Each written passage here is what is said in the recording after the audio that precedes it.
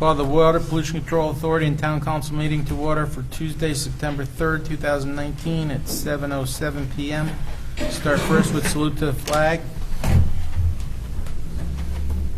I pledge allegiance to the flag of the United States of America and to the republic for which it stands, one nation, under God, indivisible, with liberty and justice for all.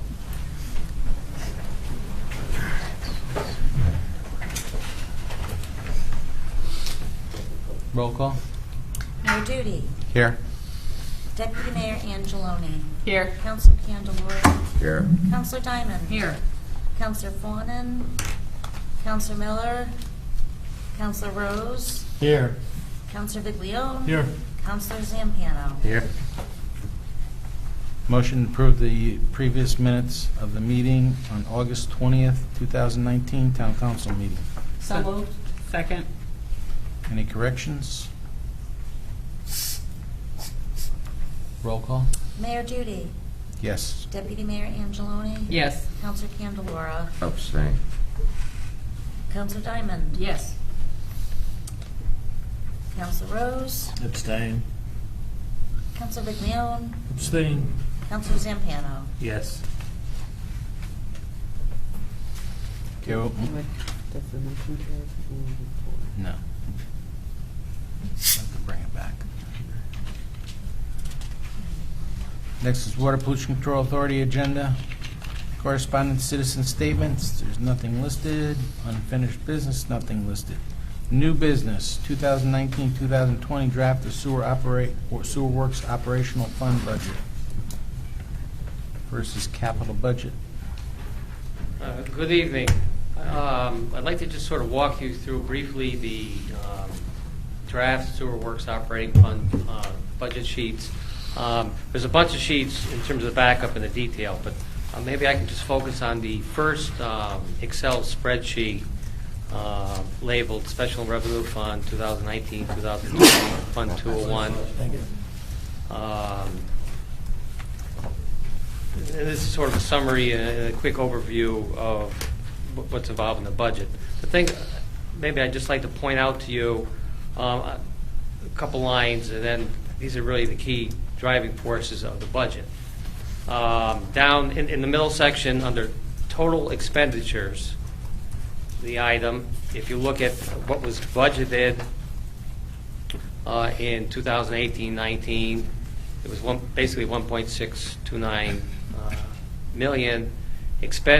Projected to be an expenditure of 1.604 million. So we came in a little bit under estimated expenses with our real expenses. And then if you look over to the right, it's 2019 proposed budgets. Expenditures have increased up to about $1.721 million. It's about a 5% increase.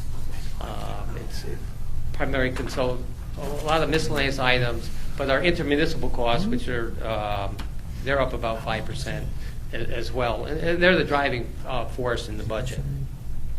And then looking down to the ending unassigned fund balance, that's a very important number in the budget.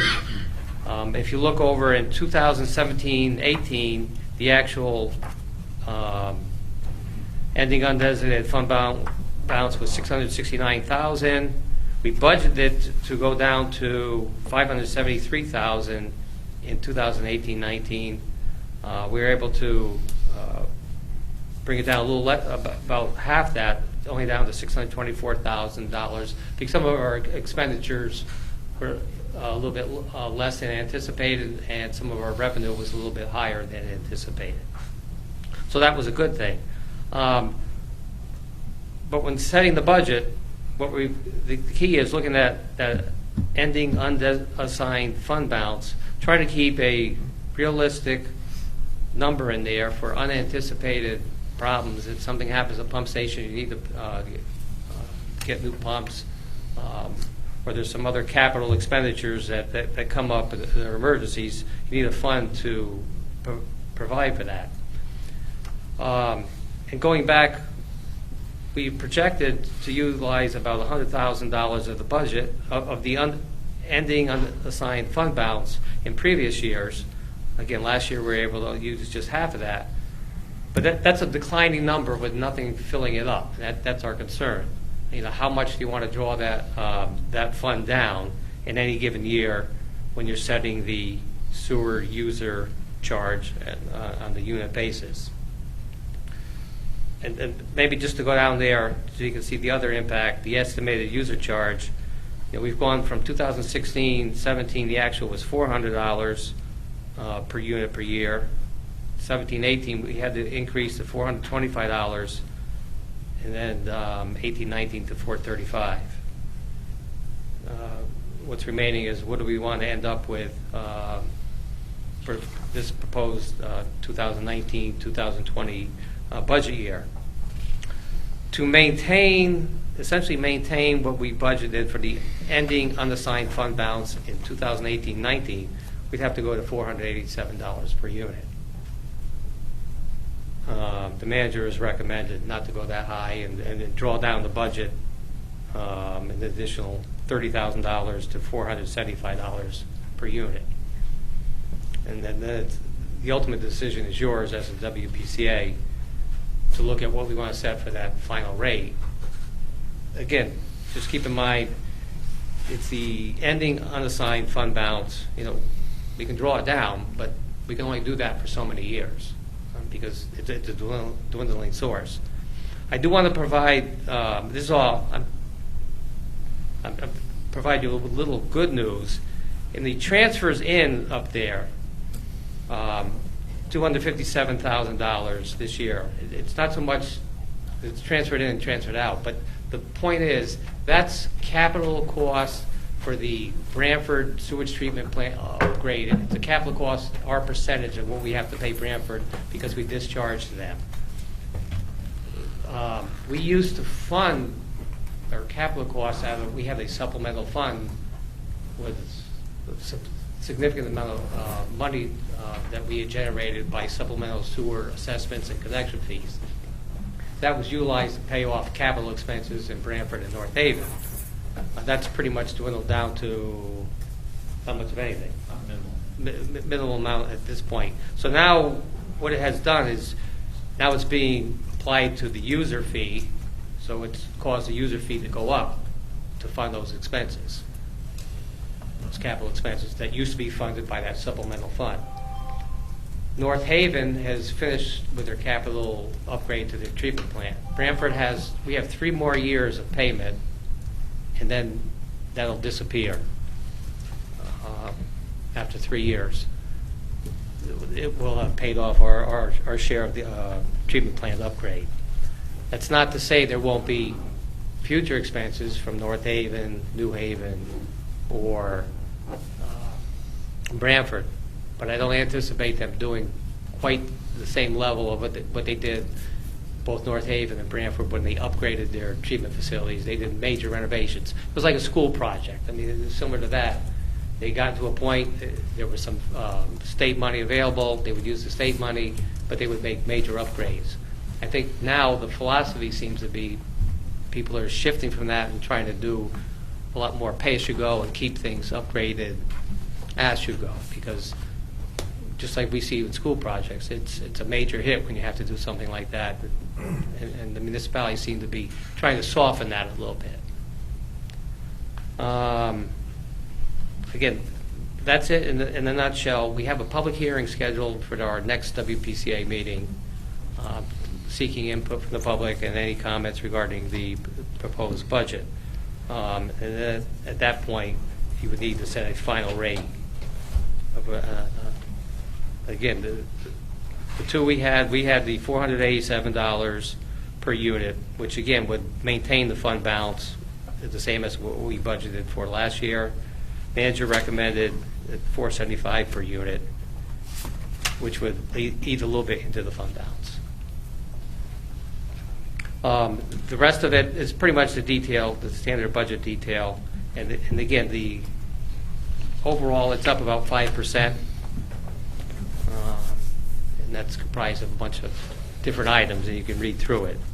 Did I miss anything, I think? Perfect. Okay. So any questions, I'd be happy to answer. But again, the important thing is we do have a public hearing scheduled for the next meeting, at which time we should be setting the rate. So is the main reason for all the increases because of the work they're doing in Branford, the upgrades? Is that what the main reason is? They did this, the actual upgrade was about 20 years ago. And it was a 20-year bond that we've been paying off. So we got 3 years left on the bond payments. North Haven did theirs a little bit earlier. We've since paid all that off. North Haven and Branford, they've given us an indication they're looking to do some improvements, but nothing to the scale of what they did back then. Just trying to maintain their equipment, because it's all mechanical equipment. It needs to be replaced, maintained, and I think they're all learning. If you do it as periodically and keep things up, it's not such a big hit to everybody down the road. So if you look at 16, 17, 17, 18, that the value, the cost was higher. Am I reading that right?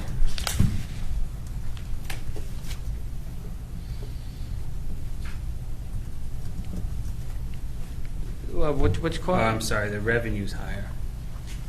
Yeah. No. The expenditures were lower in 2016. There's that gradual build in terms of expenditures, the operating costs. But you said in 3 years we'll be done with. 3 years will be done. It's listed as transfers in, but that's basically what that actually is what we're paying for capital expenditures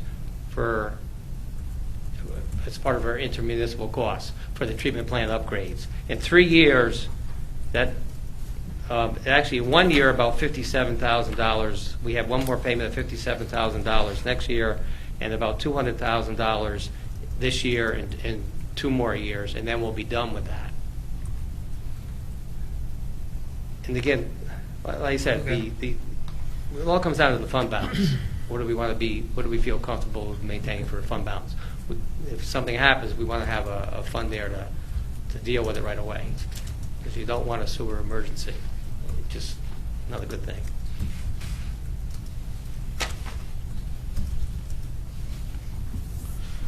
Any other questions?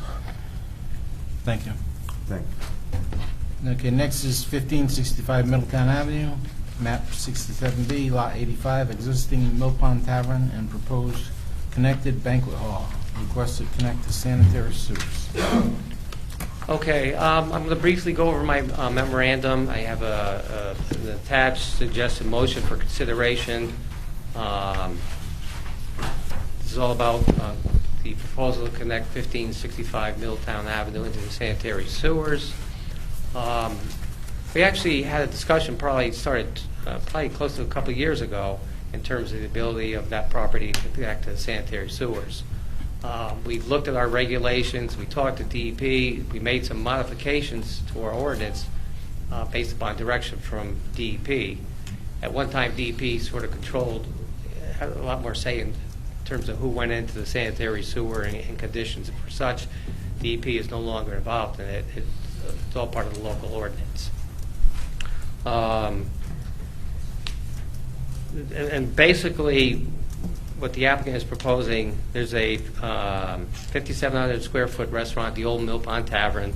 They're proposing to add a 5,400 square foot banquet facility to that building, and then discharge that to the sanitary sewers in Route 17 via a pump station with a force main.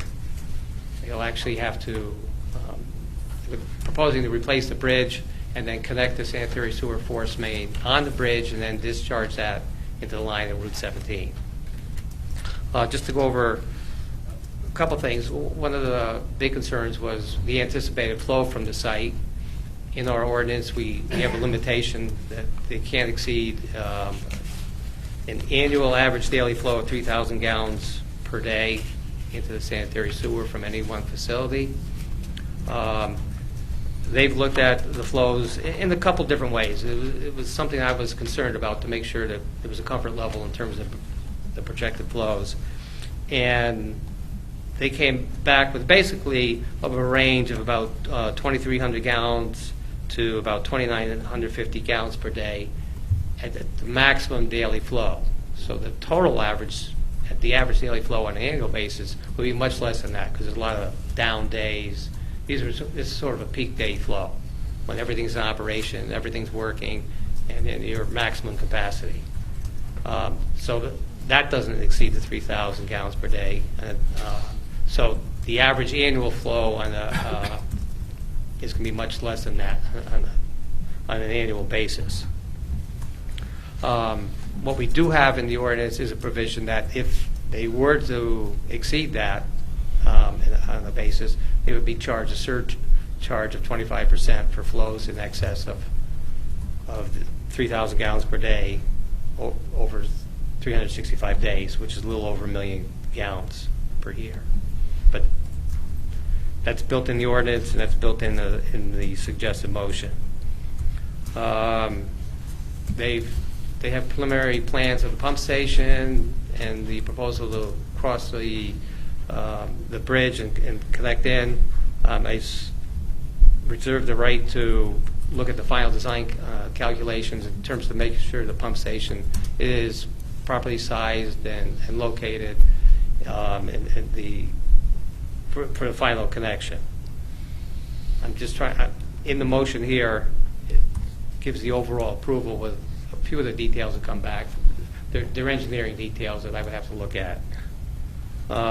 They need to put a grease trap in the facility.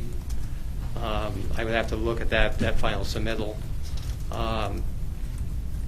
They would also have to pay a special connection fee based upon the square footage of the facility. They have a proposed 11,100 square foot facility, which equates to 12 units based upon 1,000 square feet per unit. The resulting connection fee would be $34,000 for the ability just to connect into the sanitary sewer. And they would have to pay for usage as part of their sewer user fee on an annual basis. I do have a suggested motion that incorporates those comments. There's included in your packet is the estimate from Jim Preddy of Criscola Engineering regarding the flows.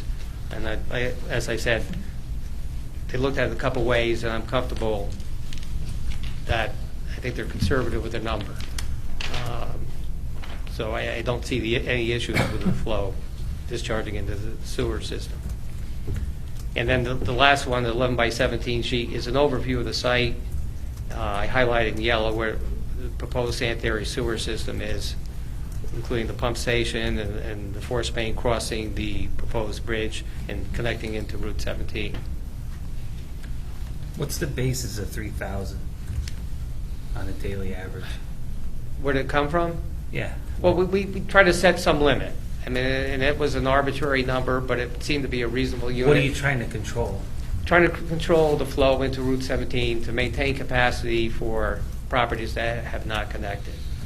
But that's an average daily. That's balance. an average daily flow. Right. Right. So what happens if a business did, or a business or a household did 10,000 gallons? Well, I had in a them look. day?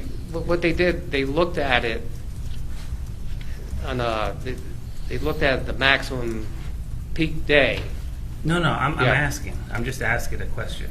Well, I have to look at that in terms. I have to look at that. That's part what I'm of it. asking. What's the 3,000? What does that do? What I mean, is that a limit of some sort? It's a limit. We came up. We set a threshold, a limit, and that equates to about a dozen houses. We didn't want to get something huge to go into there. Yeah, the only reason why I'm asking is if some, it doesn't mean this facility, any facility, achieves more than 3,000, could there be a negative impact to the system? If it was grossly in excess, potentially it could have an adverse impact. Okay. The good thing is there aren't many properties here. No, Yeah. I'm just, what I'm trying to understand is what's the 3,000? What Well, does that really it's set by, do? it was set by an ordinance, It was trying to put understand. some limit. because there's still a number of houses that haven't Right. connected that potentially could. Yeah, and we tried to have some reasonable. The reason why I'm asking is if you, there's 104 weekends, 52 times 2, right? So if you did 10,000 gallons, 104 times, divide that by 365, it's 2,849 gallons daily average. All I'm asking is it going to do anything for us? Not for us, but for the system. If you have the excess on 2 days a week, Right. all year round. Right. But they would still be. I'm just below. trying to find meaning for the for the 3,000. I We guess try to is what come I'm up trying with to do. something That's that. all. Yeah, and again, it was an arbitrary number to limit that in some Okay. means. I honestly don't see it as being an issue, certainly in this case, because they projected a maximum daily flow. And it may not. I'm not saying it is. I'm just all I'm trying to establish is what 3,000 does for the system Yeah. or doesn't do for the It system. set a limit. I mean, that's what it did. And then there's so many fluctuations and variables and flows that it's not definitive, but it tried to put a threshold on it. Okay. And again, it was an arbitrary number trying to come up, it equates to about a dozen houses. So that was the feeling on it. But that 3,000 was established when the When ordinance the went ordinance into went into effect. effect. And I'm just Over trying to make 20 sure they years could- ago or whatever. No, that was established, we modified the ordinance. Oh, when we did it, when this Yes, originally we come we before tried to us. put some limitation on it. So we had some type of control over it. The other thing we added in there is if they did exceed it, if business was fantastic and they used more water on an average daily basis, they're paying extra for it. There's a surcharge. That's in the ordinance, and that's in the motion. Yeah. If you had, Well, I'm just all I'm trying to find out is the 3,000. I mean, if it's a It was fictitious just a number, guess. Yeah, it was a what's the guesstimate. point it was of an the number? arbitrary, it was an arbitrary It's a number to try fictitious number. to limit the flow, so we had some type of control over it. Okay. So when we did it, Tom, we all felt comfortable with the two properties involved that ordinance, represented with 3,000 gallons a day, no matter how you get there in a Yeah. year. And we got there by looking at all the houses that haven't hooked up and any business that hasn't hooked up, putting them in at full capacity, giving these properties 3,000 gallons a day, and there still was a comfortable Okay. cushion. We just didn't want to do this and have someone come in there with, some unknown number. So I think the number was to work into the formula, because you had to give it some number. And 3,000 was a reasonable number. Right. Which they actually have proved to us. Right. And then, again, it was just to have some type of limiting control on it, so it didn't, something that huge or had an adverse impact would be proposed. If you want, I'd like to let the applicant, maybe just, if you can just do an overview, either Jim or Andy, of the project.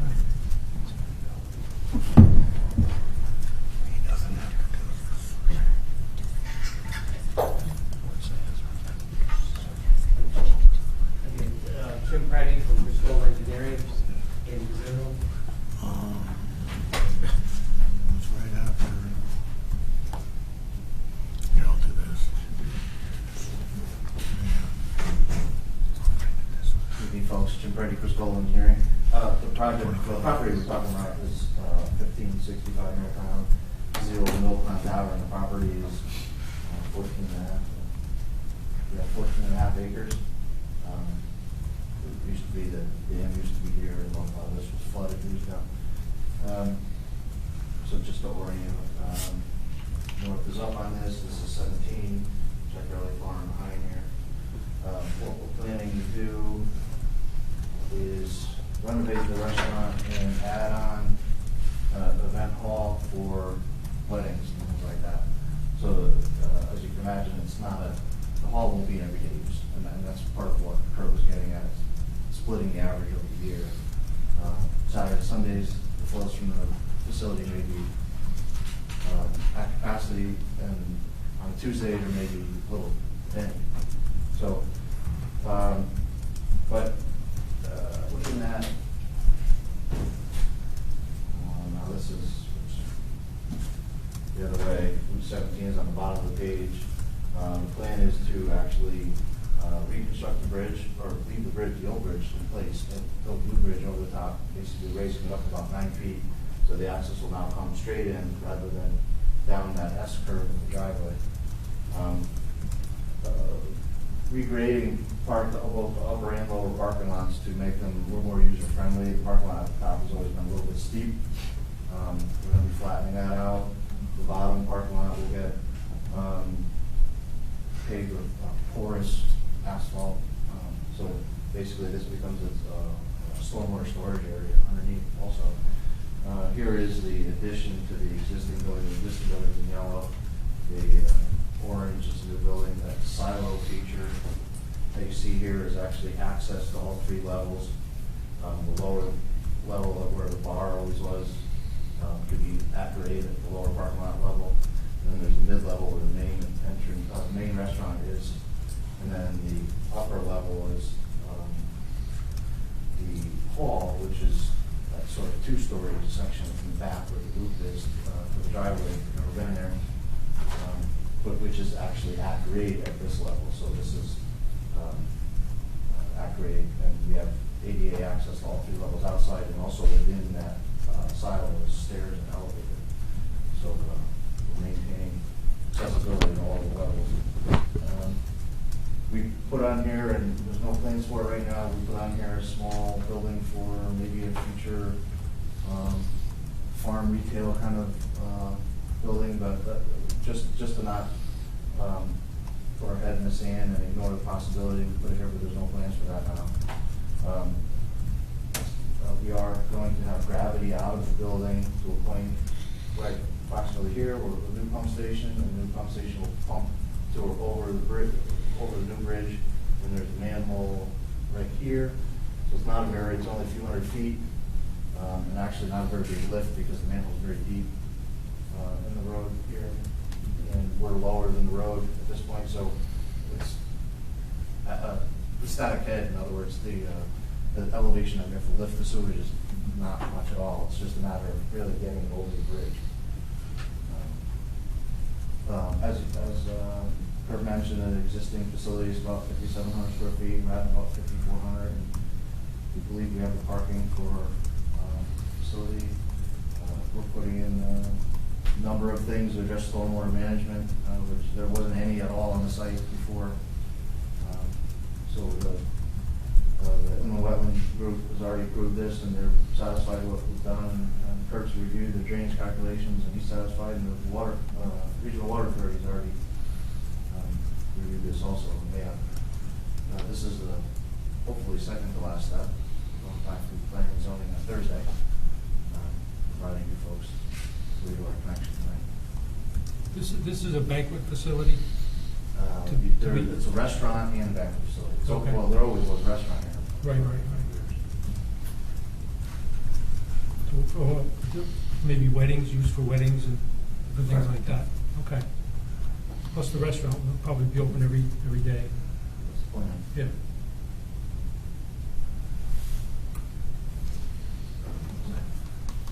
Any questions I can help with? I'm Mr. Bizzuto.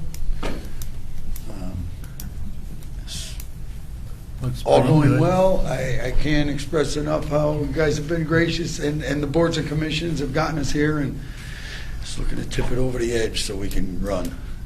It looks straightforward. Looks beautiful. I hope you build it. We're getting there. I think aesthetically is really where the changes will take place once we can lower the parking lot, get the bridge up, more conducive for everything. It'll really change the whole outlook of what's over there. And again, it's about preserving the property. You guys know I've already done the speech, but it's really important to our town too. All that early manufacturing's there, and my goal is to highlight that. I was talking with Scott. That's why we had a conversation in the parking lot a little. The kids today, it's all about cell phone and social media. You should maybe stop and see how we used to make power with water at one point. So it is a lot of that too, preserving what's there. But I thank you guys for all the support. It really has been great. Boards and commissions have been a blessing and couldn't ask for better. So thanks. Thank you. Any other discussion? And there is a suggested motion in your. Yeah, we do. We have a suggested motion. Somebody want to make it? So I'll make the motion. Do I have to read all of it? No, you can just say No. as presented, We can say just as presented? because she has a copy that she'll just include in with. the- Perfect, 'cause it's like great. I mean, I can read. You want to go for it now? Go right So I'll make ahead. the motion as presented. Second, Discussion? Roll call? Mayor Duty. Yes. Deputy Mayor Angeloni. yes. Counselor Candelora. Yes. Counselor Diamond. Yes. Counselor Rose. Yes. Counselor Viglione. Yes. Counselor Zampano. Yes.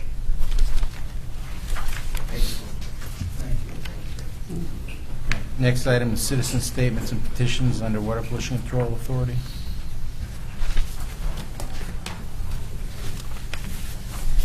Seeing none, we'll move into the regular town council meeting. Reports of committees, boards, and commissions. Economic Development Commission. They have not, because of the holiday, they will be meeting next Monday. There is a report in there, but it looks like it was pretty much the same report that we had last month. This has not been presented to the EDC yet, so the next meeting is scheduled for next Monday. Next is Park and Recreation Commission. Park and Recreation met last Wednesday. It was a very short agenda. It was just election of officers. It's still just a 3-committee commission. There's 2 seats that need to be filled. So they elected officers. They took care of a small business with a Eagle Scout, Mikey Ritchie, who had built a bocce court at the senior center, and he actually donated a bocce set to the senior center with money that he had left over from his project, and that was approved. And then we had a very lengthy training from Attorney Marino, and the town manager and myself and the commission members were there. And I think it went very well. The commission had a lot of questions and got a lot of things straightened out, and I believe at our desk was the packet, that Attorney Marino had presented. So I guess at this point, it would be whoever gets appointed to the commission, and if we do another training after the election to any boards and commissions, any new members to it, then they will just sit on that one, sit in on that training. Police Commission. The Police Commission meets on Monday, the 9th at 6. Fire Commission. I don't have anything from the last meeting. Our next meeting is this coming Thursday. Board of Education and Town Council Communications Subcommittee. That particular committee, the Communications Subcommittee, did not meet, but the Personnel Consolidation Committee met prior to this meeting, and there is an agenda item later on. Town Planning Goals Subcommittee. That committee did not meet. However, I did meet with the Planning and Conservation Development Strategic Planning Committee, and I see the possibility that once that they're complete with that plan, that we can merge the 2 committees, strategic planning for that, for the conservation and development. And I know Carrie's going to be making a presentation to the town council, I think, maybe at the next meeting, about that strategic planning committee. Thank you. Planning and Zoning Commission. Well, they meet Thursday, and at the last meeting, Andy was before him, and it was continued till this week, but other than that, that's about it. East Shore District Health Department. North Branford Police Department Facility and Town Center Advisory Committee. That committee will meet next Wednesday, the 11th, at 7. Finance Subcommittee. Finance Subcommittee met tonight prior to this meeting, and one of the issues is the administrators, which is in executive session for tonight, and the other one was we talked about the status of where we are with the fire company leases, and the town attorney has been working on that.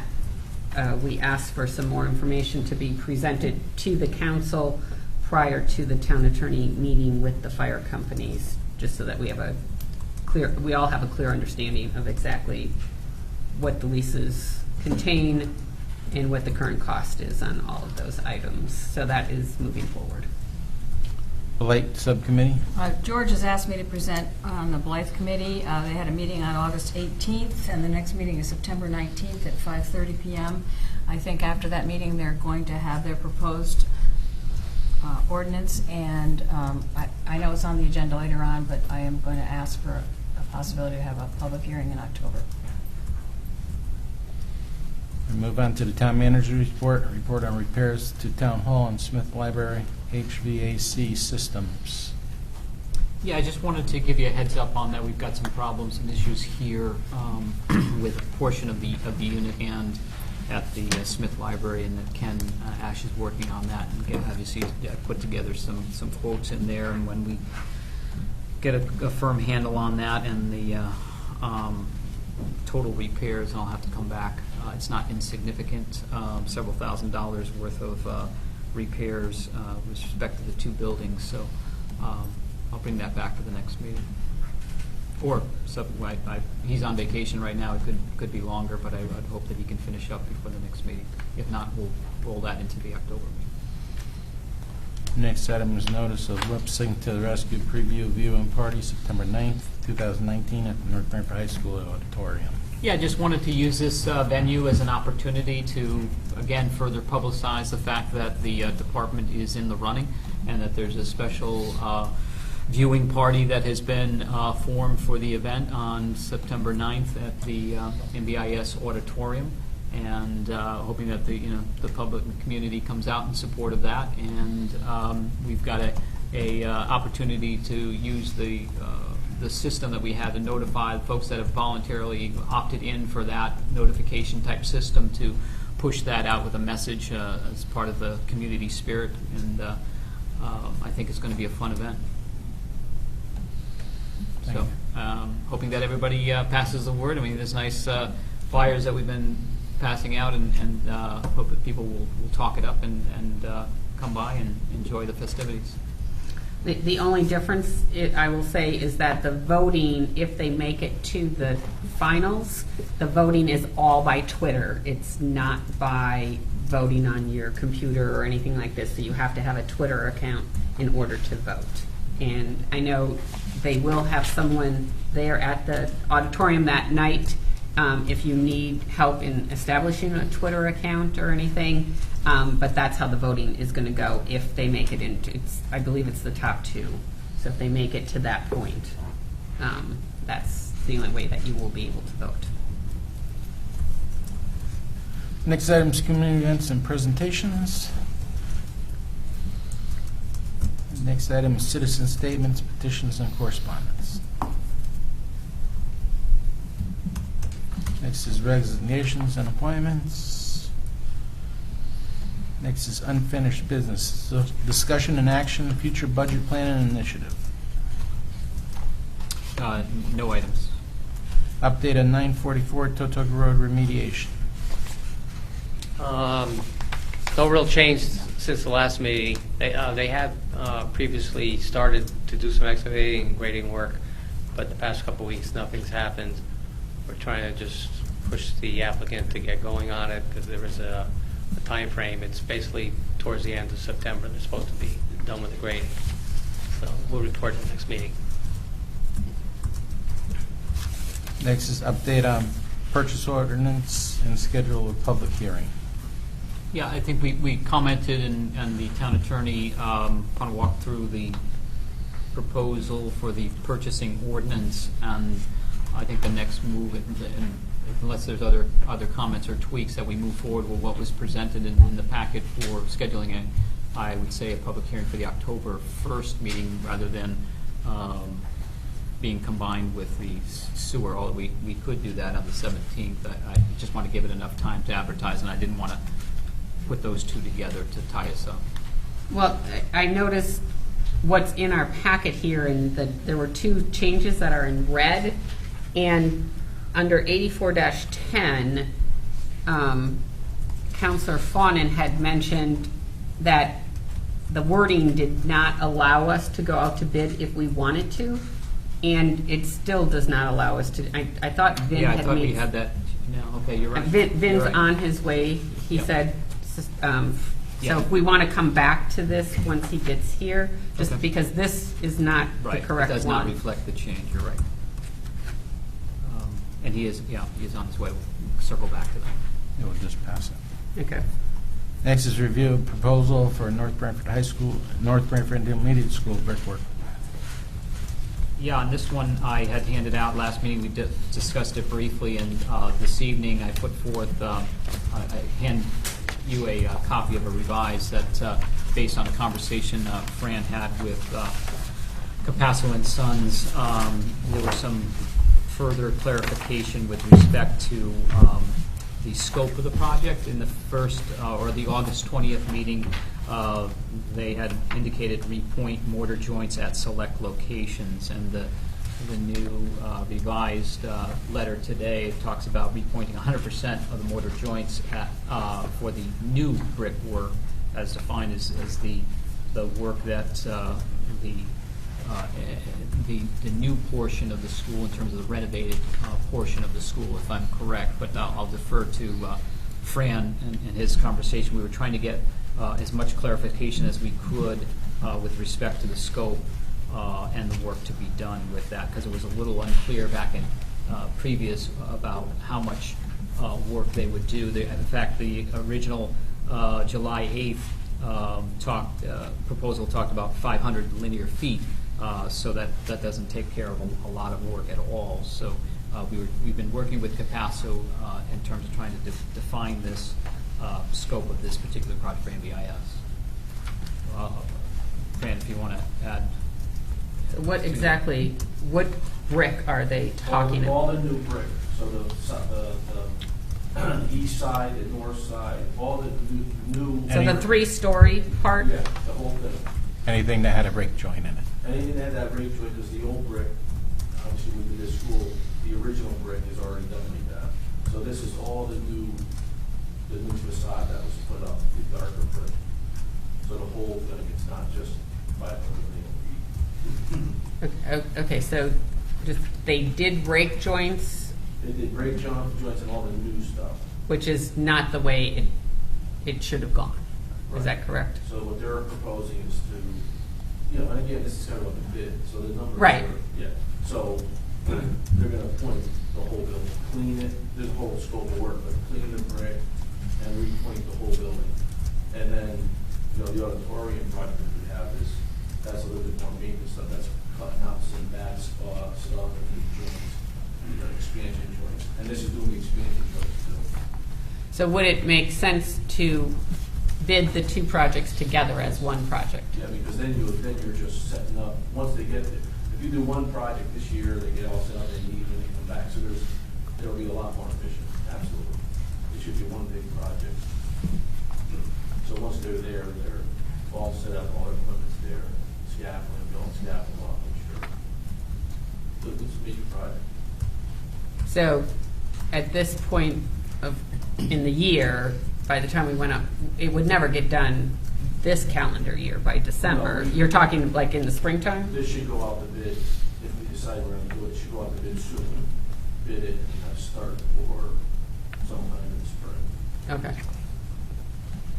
And, anticipating that, I think I agree that putting the two projects together and bidding it out would be helpful. And as you see, later on the agenda, an item to close out NBIS construction, trying to identify the funds necessary that closes the gap from the funds that we had yet unexpended from the first round of funding that we've been working on for the HVAC system and all of the leaks and so forth. So that's addressed later on in the agenda to just kind of match this conversation with that request for funding to close out those funds and roll that to what was MBIS to MBIS in terms of doing this project. And it obviously the numbers come close to the proposal, but again, we don't know what the real number is going to be until we bid it. Okay, now, at the last council meeting, Bill Chody had talked about when we had all that rain, and they did have some water in the office area again that they've been getting, and they had Eagle Rivet go up on the roof, and they discovered some drains that were clogged and everything on the flat roof. Is that so it's on the first story?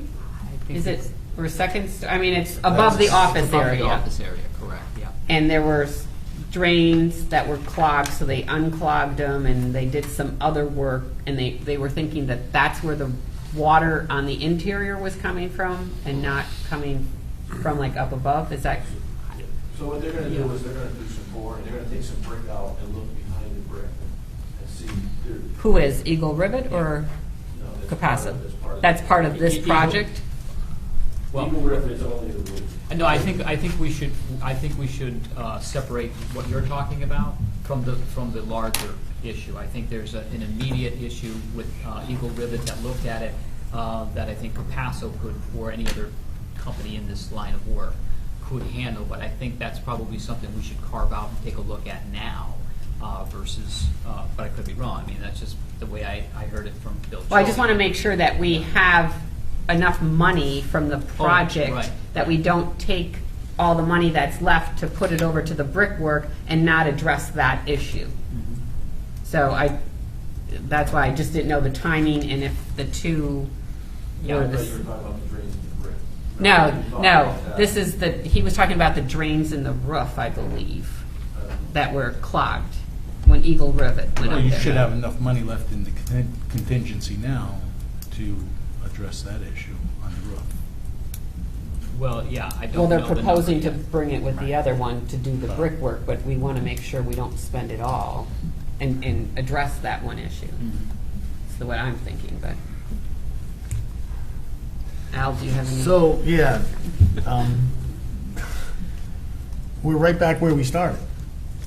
When we started this project, one of the first things we found, Michael, was that the drains on the roof were clogged, and I don't want to crush them, but I thought Bill Chody was going to have the janitors keep those drains clean.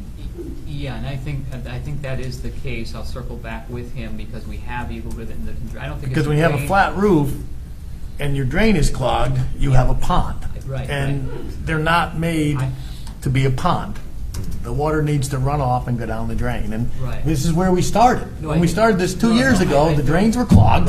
Right, and we did. And I don't And think somebody this- was going to address it. I don't Yeah, know if it was a private company or if it No, was. they addressed it by having, in the council, we addressed it by having, indicating to the Board of Ed to hire Eagle Rivet twice a year in spring and fall to do that. And I don't think this issue is related to the drains. I think it's an issue that they want to take the brickwork down and find out why, whatever they constructed or what's. Well, that's happening. water behind the brick.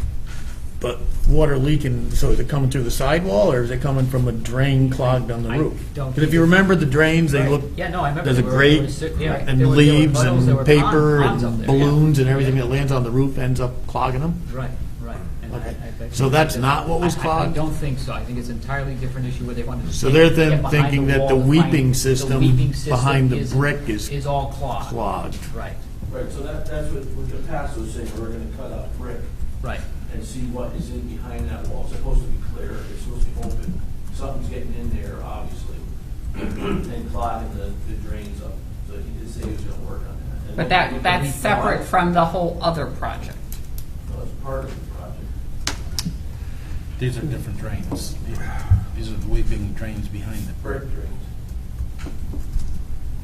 The brick that drains. Right. Yeah, the water out. So one of them, one was filled, right? They said it was up high, it was coming out. So they were gonna explore, they're gonna take out bricks here and there to see what was back behind the brick. But their price doesn't include fixing that problem if they find it. Well, that's right, they don't know what it is, it could be just. So when you put a brick facade on a building, the brick does not touch the substrate behind it. So there's up to an inch gap between whether it was the block wall or whether it's, a stud wall with some kind of hardy board or something in there. So those bricks stand off, and then at the bottom, there's either holes drilled in the masonry. A lot of times they just had like a rope that wicks it out. And you'll see, if you walked along the bottom of like the schools, you'll see these little rope ends sticking out, and that's a wick that's supposed to bring the water that runs down that gap. Because if you put a brick in a pint of water, you can pick the brick out and there'll be no water. So it goes through the brick. So that's why we were gonna seal the brick, but still, the raked out mortar joints were a $500,000 mistake. And then I will check with him again, but I remember talking with him that day about trying to cut out a couple of brick and looking back there. 'Cause even he said something with the back of the roof could have happened, like, maybe it's not flashed right or something up there. But nothing should be behind that brick. Right, and even like over a window, and we had issues with those windows, but over the window, they'll actually, with a large notch trowel, stucco in a half moon over the top of a window, so the water that gets in there ends up going around the window and then going down to the bottom and out your weep holes. So who knows what it looks like behind those brick, So what's the order that we should have it done? Should we have Capasso or someone like that look at that issue to see if they can we figure probably something? should in case that's I think wrong. we learn a lot by, I Right. think we do that first, and that's why I was saying, try to separate that from the larger scheme and And just look at it in the areas where the building's It- leaking. Exactly, and take a look at first, and then learn from that, and then help, develop the spec and fine tune the spec and get that out for next year's first spring project. It's gonna, cost some money to get in there and look around, but I think it's. Well, we still Still have have that fun. 150-some thousand We do. left in the Right. fund that we've been working off of Exactly. to fix all the other issues. Yeah, so we can still work off, that's what I'm saying, work off of that, get that, and see what that reveals, what it tells us, and then whatever the balance is, we roll into the other funds coming in from the old NDIS funds. But Franny, their spec that they wrote, we would definitely want to incorporate most of their ideas into our bid. Oh, definitely. They're doing it right. Yeah. So, I gotta sit down from the top of the drains. We did have that conversation about something. Because Bill was actually saying there was water that was up this building up in the brick down low. So I think we should. they might be able to just clean Right. That's what the it's weep about. holes out. Things that sometimes they put the weep hole in too far or something, it's the wall. It's not in the Yeah. brick. So I think that should be looked at first now. I agree. So I that don't know how we do that, but I agree. Well, that's part of this project, so you can just. Yeah, I'll take care of that, we'll get together with Bill Choda, and we'll put the wheels in motion for that, to get that project, that specific area, take the brick down, take a look at, and find out what's going on. We could probably do that all now. Right, Just do it. right. So we have to hire somebody to do it. Right.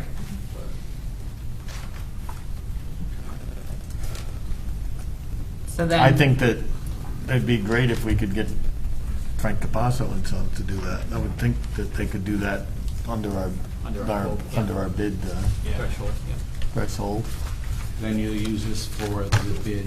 Yeah, we'll use that. Proposal And what we for the learned, bid. and what we learned from that small Well, we're project. gonna just look at the areas that leak. Yeah, on the radar. Right, which is the office. And I highly recommend, if they find it's all wrong, we only fix the areas that are leaking. It'd be a fortune to, Right. Right. And then in the meantime, while that's working, you can start developing the bid specs. Yeah. Yeah, and I would think, yeah, we can certainly do that, and I think we. Well, and it's to incorporate the two, the auditorium Right. and the middle school. how many years, no, it's over, that building's over 10 years old. No, the school that the brick are leaking in. It's, I think it's close to it. It might be somewhere between 8 and 10. Architects wouldn't be liable for anything like that, their design flaws after 7 years? No, not at 7. New one's liable after 3. Unless a I breach, thought designers were up until 7. so breach of contract would be 6. Okay. Professional negligence is 3.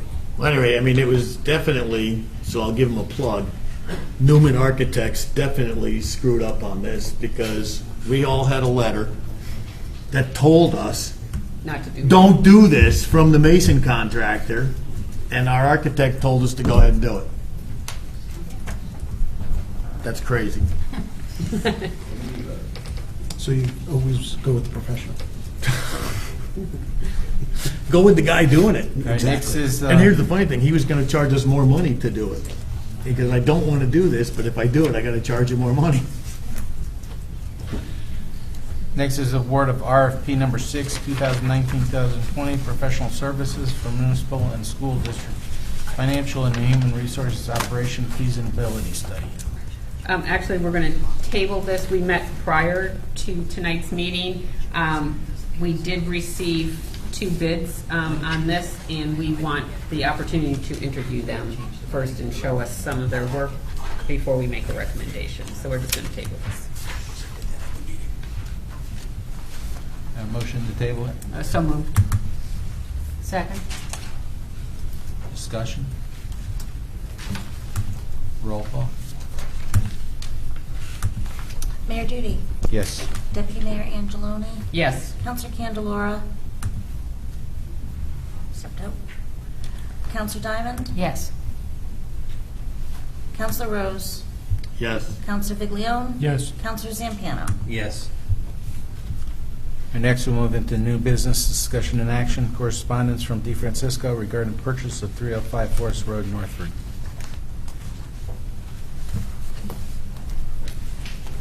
Good evening. Good to see you tonight. I'm Mike DeFrancesco,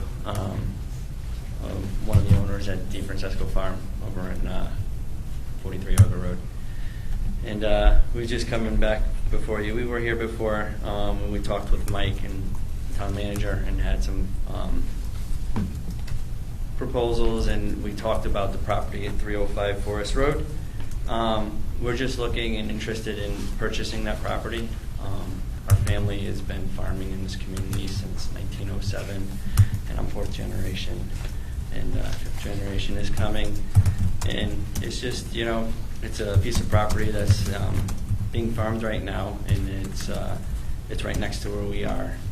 And we're just interested in it because, you know, we would just like to continue doing business in town and continue the farming tradition of our town. And this piece of property would be very advantageous for us just to continue what we're doing and expanding with our farming system and maintaining that farming and keeping, you know, development. You know, I like to see open fields and farm instead of, you know, housing and development. And I think this piece of property is perfect for that if that's what it's maintained under the town. And, you know, so we just would like to have discussions with, you know, town manager, maybe along the lines of purchasing it again.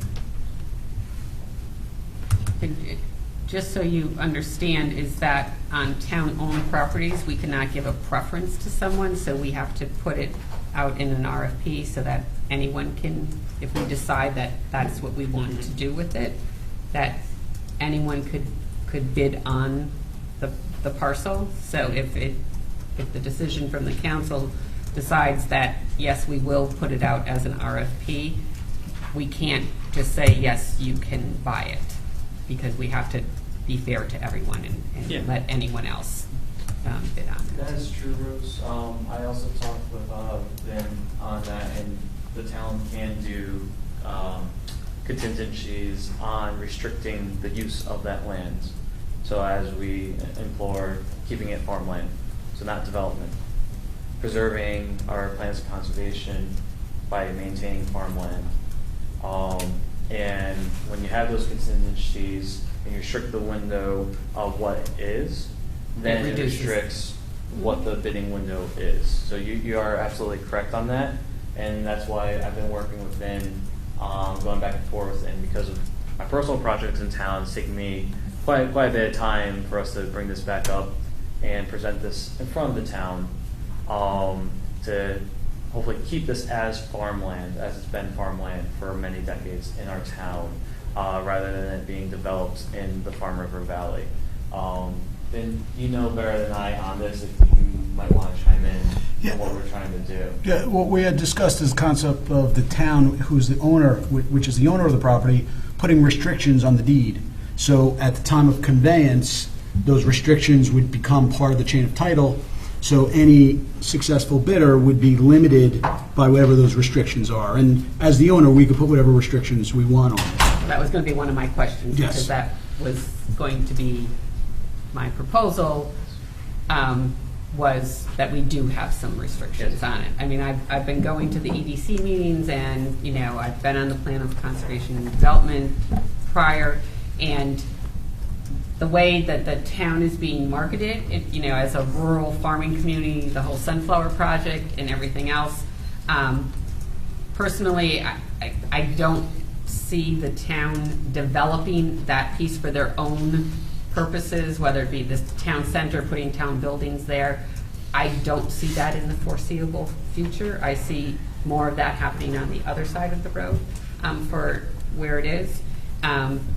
So personally, I would be in favor of putting it out with restrictions. Correct. And one of the restrictions I talked with Ben on was preserving the existing sugar bush that exists on that, which is, I believe, about half, maybe a little less than half of the total acreage up there that's been a sugar bush for more than 2 decades. That joins the sugar bush that's on our property, adjacent to that property, and maintaining that unique farming experience that's in Connecticut, that's a dying industry in Connecticut, and allowing us to till the open field, that's the hay field that you see there. So that was one of the contingencies that I talked with Vin on, to preserving that unique farming sector in our state. Can you do anything? I mean, it's just there for land cover? Well, no, so the sugar bush is actually being operated by one of our friends that's been running the sugar bush operation on our land, on the town's land, working with the town on that to make maple syrup. So that's been an active farming activity. Sorry, sometimes I use lingo that's not anything growing wild. It's maple trees. Yeah, maple trees. okay. Yeah, maple trees. Sorry. We thought it was sugar bush, as a bush, not a tree. Big old tree. So by one of the nice things by us owning that parcel, it allows that person to properly maintain the sugar bush. And one of those things is cutting down new undergrowth that might be strangling those trees. Whereas if the town owns it or release it from the town, you really can't do that, because then you're doing activity that then has to go in front of you guys to properly maintain that. Whereas if we own it, then that individual can properly maintain those sugar trees, make them thrive and keep growing, and hopefully make younger trees survive. Okay, so on our, so do you own this property next? I can see the map. Well, you can come up here and look. I just, so this is the property that's in question in red. Yes. So do you own this way? No, going northbound. So right over here. Oh, So, okay. so we have two sides of the town's property is adjacent to our property. So if you're looking at it, be to the left. Yeah, if you're looking eastbound, going up towards Tilcon, we're on the left.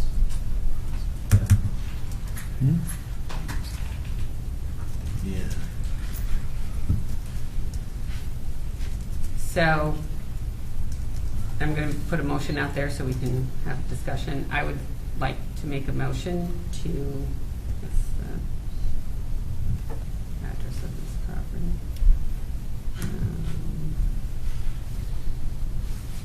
I would like to make a motion to put an RFP out for 305 Forest Road with the following contingencies. One, that it is maintained as farmland, and that the minimum bid is $270,000, which is the price that the town paid for it back in 2001.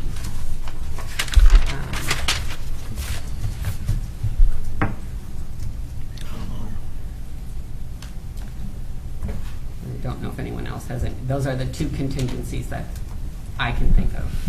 If I can just throw out for consideration. I'll second it for discussion. Okay. If I could just throw out for consideration, you might want to consider things like, can it be developed at all? Meaning a barn, a shed. Will you allow any type of development, or is it going to be limited to farming, meaning like a field? So you can consider that restriction if you'd like. Can it be merged with the adjacent lot to combine it, to make it one parcel? Sometimes you would limit the ability of transfer. That if in the event there was a failure of some part, that it would revert back to the town, so that it doesn't end up going in a direction you don't want it to go in. So there's a lot of things that you can do to put protections on the property to ensure that it serves the public's purpose and allows the activities that are being requested. But it all depends on how restrictive you want to make it. Now is your time to do it. Once the deed is conveyed, you have no control over it. So, okay? So if the town does this, what's the definition of just farming or just? Arguably, you look at the general statutes give us a definition for farming. If you want to incorporate that definition, the presence of woodland on the property is a farming purpose. So you can just rely on the statutory definition for farming. But the real question in my mind is, what are you going to allow to happen on the property? In other words, you want to allow a certain activity, but not all activities. So which activities don't you want? Everything but farming? Or, again, if it's farming, what about collateral structures, ancillary structures that support the farming activity? Are they going to be allowed to put that on this or not? Those are the types of questions that you're going to want to answer. So I don't think we can vote on that. I think we have 13 acres up there, and I think the restriction that you're trying to make is way, how can I say, too restrictive. Well, I'm throwing it out there for you to think about. This is your decision, not mine. We never put a restriction on a deed before, except for a non-conforming lot. And now all of a sudden you're putting a restriction on a 13-acre piece of property in the heart of your town.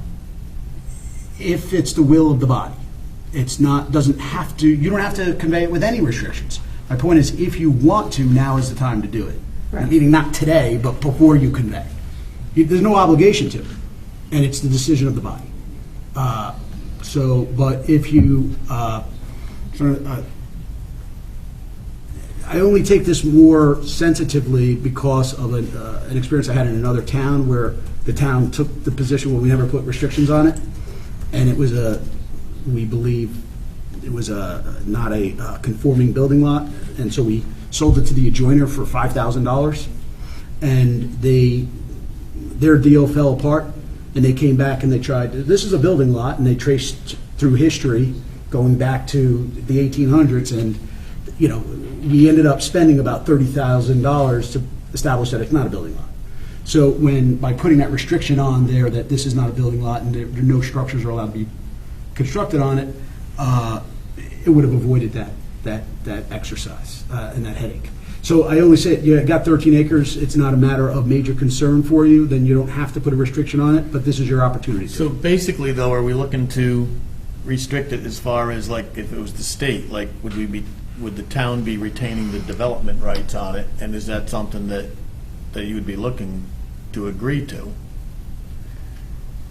You know, like if the state buys it and they take the development rights. I mean, are we talking restricting it that much? Because I don't know how else you restrict it if you don't take the development rights. But by doing that, you know, are we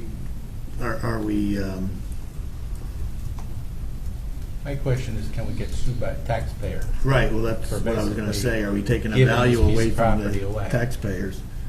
But like, so when you look at this property, guys, are you looking at like that overgrown fence row? Would you take that out, or is that part of your sugar bush? Which one are you talking about, Al? The fence, between this kind of like two fields there. There's a house there too, right? No, this The house is is the lower part lot. of it. This is the lower Lower lot, lot, okay. next to So that lower, smaller lot. Reynolds' Makes like a property. We box got a thing. Bucks You can come up Reynolds' here and look at our property. map, make sure we're looking at it right. So you're talking about. So in this the red little square, box? this little box here. Mm-hmm. So I would think you would take that, you'd want to take that fence row out to farm, or are you thinking that you don't need to take it out? And then all this woods, is that what you're saying you would want it That's- left as woods? Yeah, so the woods further up, right here, Yeah, we prefer to leave as woods because that's where the sugar bush is. but down here you would probably To take work the that fence fields, row to out. probably do the black road classic that we do, we have to be able to get into the fields. Mhm. So part of that will probably be opened up to Mhm. maintain and make sure there's proper okay. flow and everything through those fields. It also depends too on once we get. I mean, up- all that is an overgrown fence row. Well, that, and it also depends too on where the ledge is up there, because there's a decent amount of ledge in that whole strip there. Because being in the adjacent field right there, there's some fields that we won't even touch in certain areas. So You know, destroy it's sort of a no lot area. difference than on the other side, here, over here. Yeah, we can't see It doesn't that. go- So there's a house here, and then our property goes on the top here, and then down here. So there's this sort of hedge row Yeah. that we left there just because it has an intense incline as it goes up the hill, so it's for more erosion protection. So farmers are stewards of the land, so it's like, you know, we don't want to cause ourselves a major problem by eroding. But I the think, soil. Right. I think for us to look at it as a town, we have to, I mean, and sometimes like if the state buys it, you're allowed to build, like, a family member can build a house on it and stuff, you know? So I think to restrict it, we can't vote to send it out tonight, because we have too many questions on, like, and even to work with you guys on how restrictive do you want to be, and then we can decide whether we can do that or not. Can you just explain the developmental rights, what that means? You want to just explain that? Alex could explain. Sure. So think of it just in the word like development. So the ability to construct on the property and use it for the traditional, in a traditional way that a contractor or a developer would develop property. Those would be the development rights. So they're going to put whatever it's zoned for. Single-family homes, they could fit on 13 acres, they could put 13 homes. They can put, if it's commercial zone, they could put a strip mall, if that's what the zone would allow. So whatever the zone would allow the property to be developed as, the town would be retaining those rights. So the new purchaser would not have the right of development. Okay. They would only have the right of use. So the difference is, and what you might consider, because I heard the mayor raise concern about, well, what about the taxpayers? Are they going to be... The best practice, I believe, when you're looking to dispose of municipally owned land is to get at least one, if not two, appraisals. Because what you paid for it is really not relevant to what it's worth today. And if you're then going to restrict... Could be worth less. It could be worth less, it could be worth more. And if it's worth less, well, you know, maybe they would have paid more, maybe they still pay more, but that's a conversation you need to have based upon intelligent information. But also, as long as you have an appraisal and you're following the process for the disposition of land, I don't believe the taxpayers would have standing to complain, because they can come out and participate in the public process and lodge their complaints beforehand, and so that you can take that into consideration in your deliberations. But what you would ask if you're going to retain the development rights, then the appraiser should give an appraisal where those are accepted out, because there's value that you're taking away from the property by retaining the development rights, right? Because it's not worth as much as it otherwise would be on the private sector. So you would want, if you're going to sell it as is, you just want to recommend you get at least one appraisal and sell it for no less than what that value is. If you're going to sell it with a retention of the development rights, then your appraisal should be formed with that in mind, because that will reduce the value. But I would start, while you're starting to think about restrictions or not, by, if you're going to take any action tonight, authorize the town manager to get an appraisal.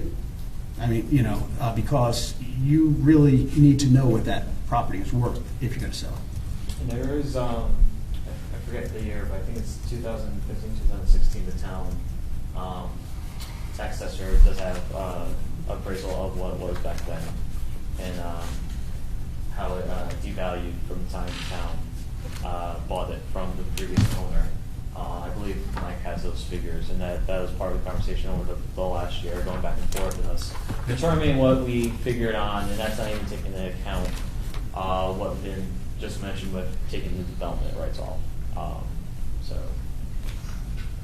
What the town appraised it at and what the street value of it is two completely different. Just a point of interest, there's a piece of property that we own right next to that, going to, where that house is, right above that, we own that property also. So, it could be bigger, I guess. All right, so when we're looking, Behind the three houses. All I'm saying is that we'll Yeah. have a landlocked piece, either put them together or. But I think that piece was given as open, they have to look at it as part of the open space of the facility. So we have to check on if that piece of land talking about may or may not have restrictions.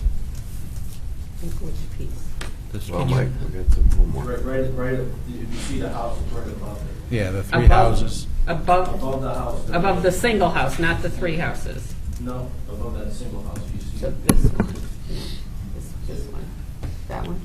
The picture doesn't go any further. That's what he's talking about, I believe.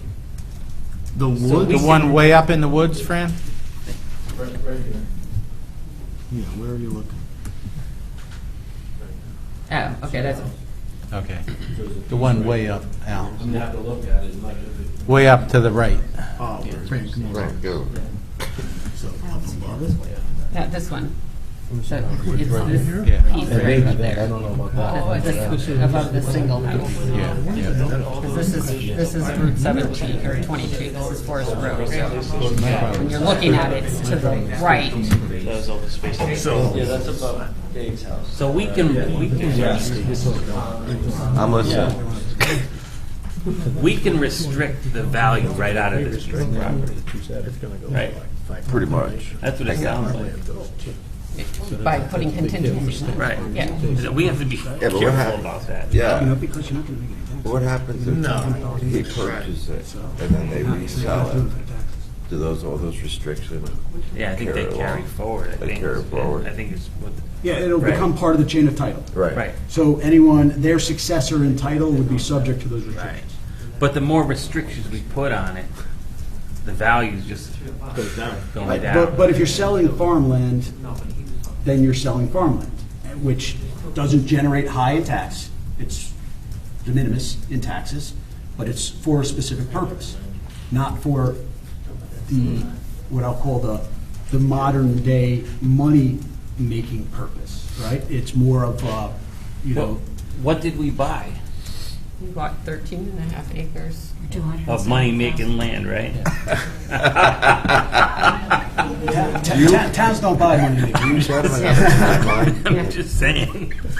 a You bought a piece of timeline, property you know? because So, worth $1 million. Timeline, Now you know, you're gonna sell so- it for 270. Anthony, you mentioned if we have a timeline Well, on yeah. this. So ideally, because the town, we approached the town before on this and they mentioned leasing it.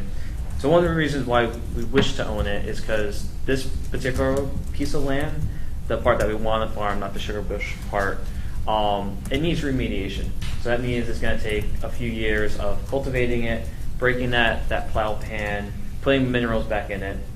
If we were to lease it, as the town has offered us before, and something happened, you found a buyer that would pay whatever, all that money that we put into it just went down the crapper. So that's one of the things. It's going to take us years before we can even get those black strips of plastic up there to grow peppers, tomatoes, any of that. We might be able to put corn the first year to get going and put more back in, but it's going to take us years to get up and going. Ideally, we'd like, if the town decided on it and we were able to bid on it and purchase it, it'd be this springtime we'd be able to start prepping it and getting it ready for the growing season of 2020.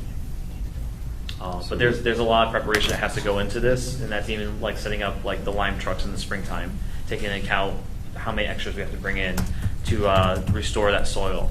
The one fear that I particularly have with that land is, as we all know, the nuisance of the ATVs that constantly plague our town. That particular piece of land and the auger hay lot across the street that goes back across the bridge in the back there.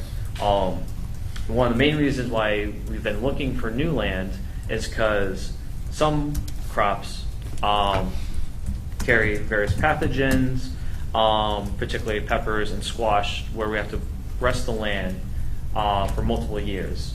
And we've been trying to do that on our piece of land in the town. And we've been pretty successful, but all you need is one of those ATV kids to come through, pick up that soil on their bike, deposit in the field that's been resting, and now that's been reinfected. And so we're trying to find new land that they really haven't been riding on. And if we lease it from you guys, we can't put any fences towards the road or anything to keep those kids out. If the field's just open, they go in, they tear it up, and unfortunately that's what happens. So there's a lot of planning to go in if we're going to have it next year or not. It's all dependent on what you wish to do. It's a large investment.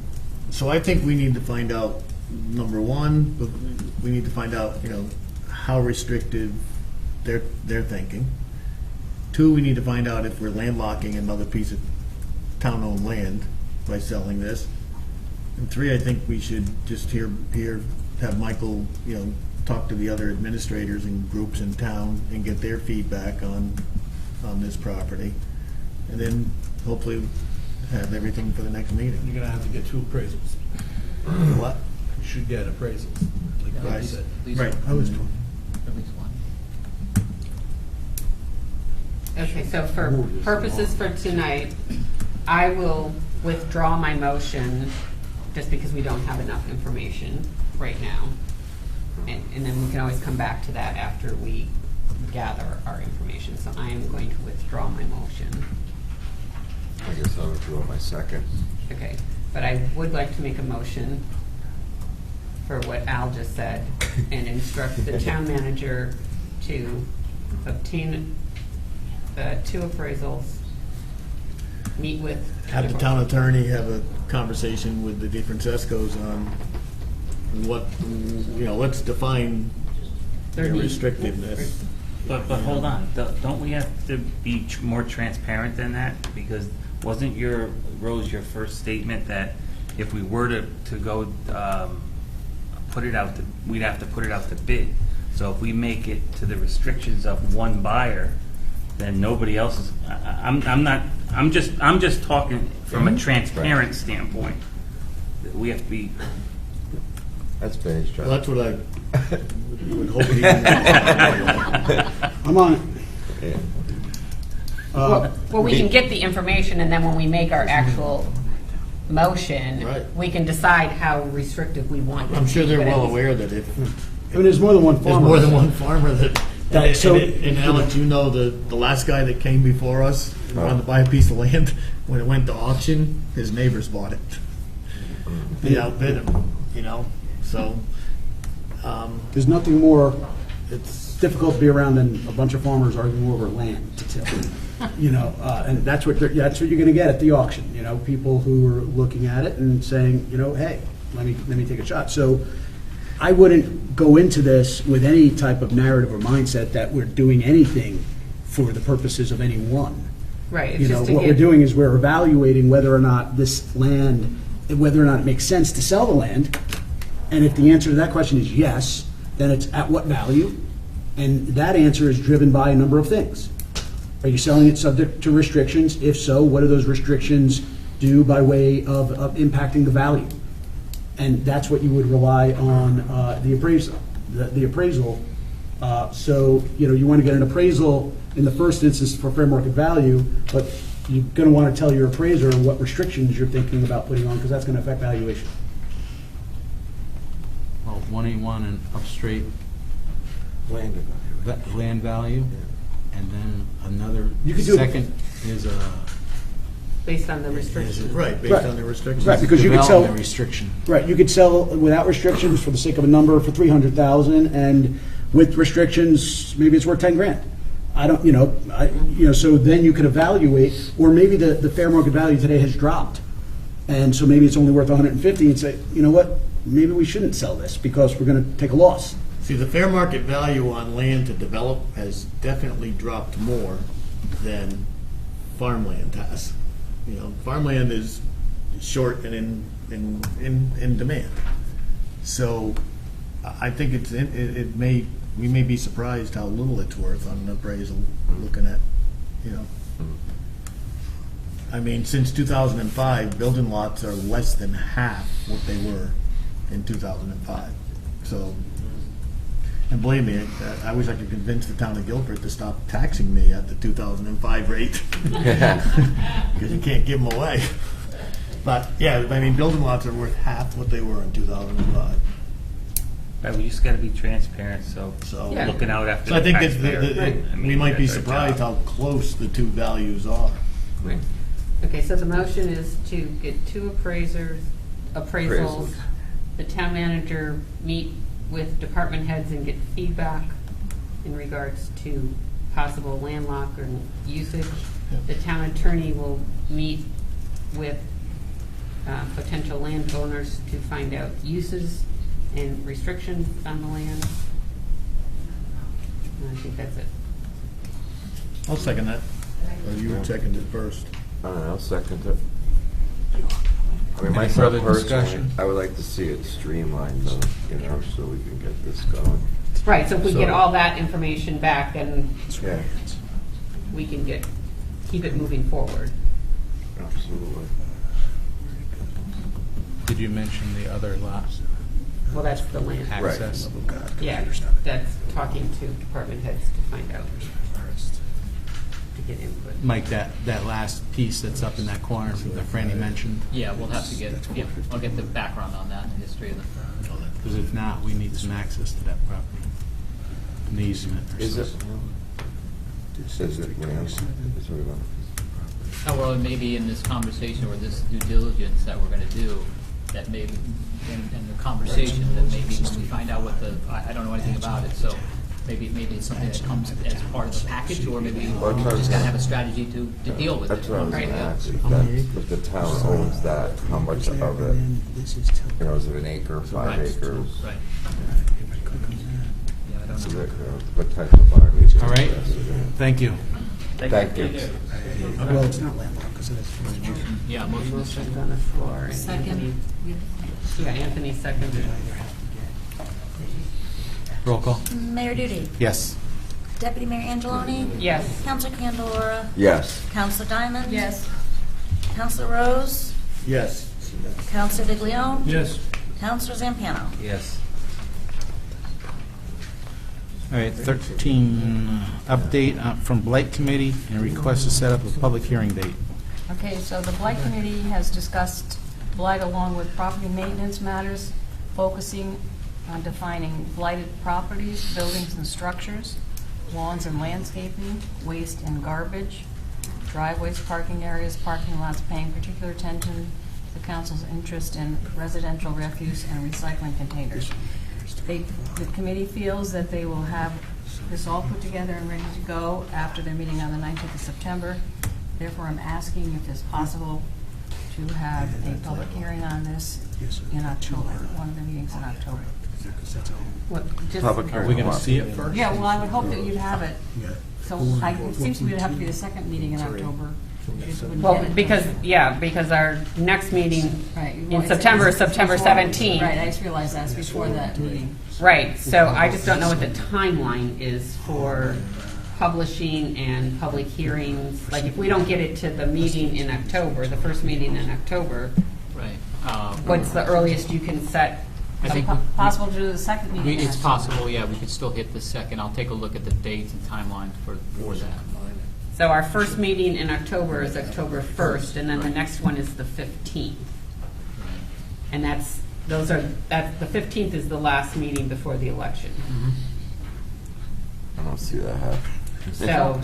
So the council needs to have it for the meeting on the 1st before the public hearing. What's the Yeah, need, definitely. what's the need to push it? To rush? Right, rush it. I don't know. I'm just Well, asking. maybe the attorney can answer that question. I can make effort too. So the subcommittee believed that the process should not be stalled by the election, and that since some of the council members are not seeking re-election, that the subcommittee should finish its work in advance of the election, and then present it to town council, and then town council or the newly constituted town council then can refer it out for public hearing. But the subcommittee, since I believe at least two of the council members on there right now are not seeking re-election, they wanted to finish their work before the election. So finishing their work would just be presenting it to the council and getting a public hearing date? And the public hearing date could be after It's the not- election? Not getting a public hearing date, really. It's submitting to council. That they provided to me Yeah, that's fine. their best draft to review, which I have obliged myself to get back to them by the end of this week, and then I believe they're going to meet September again 19th. on the 19th to advance. I did get the impression from George, though, that he wanted to see if we could get the public hearing before the end of October. Okay, I had actually questioned that at the subcommittee, thinking that he would want to advance the process before the election because he's on there, and he, at least his direct response to me was, as long as it's in process, he's comfortable with that. Right, that's not what he said to me on the phone the other Well, day. then, I'm going to defer to you, I'm going to defer to the council woman on So I that, better cut my lawn.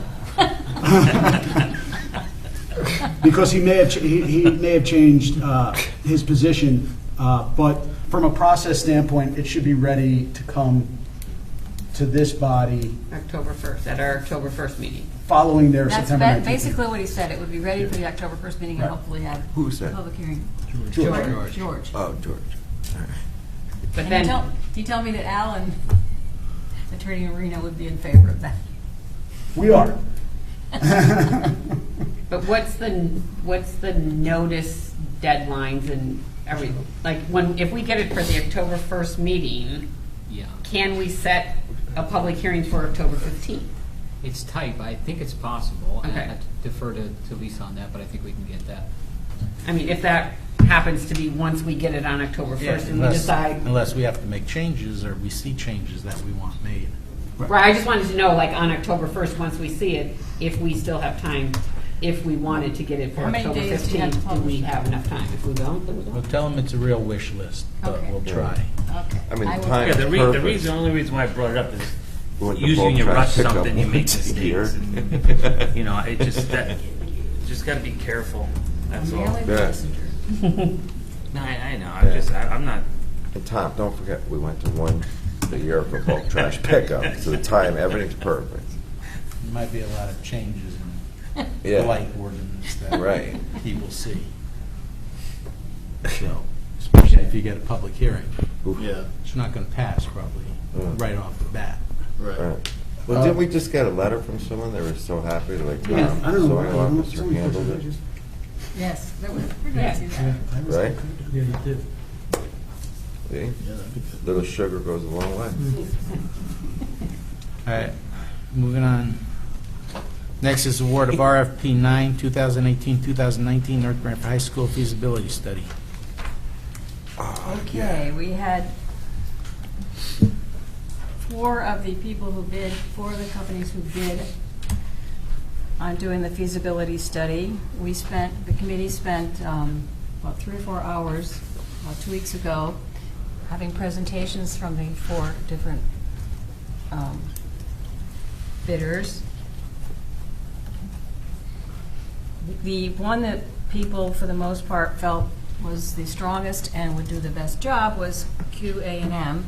If you look at the prices there, bids, it is higher than the 50,000. However, Mike did call and speak to them, and they were willing to come down to 50,000.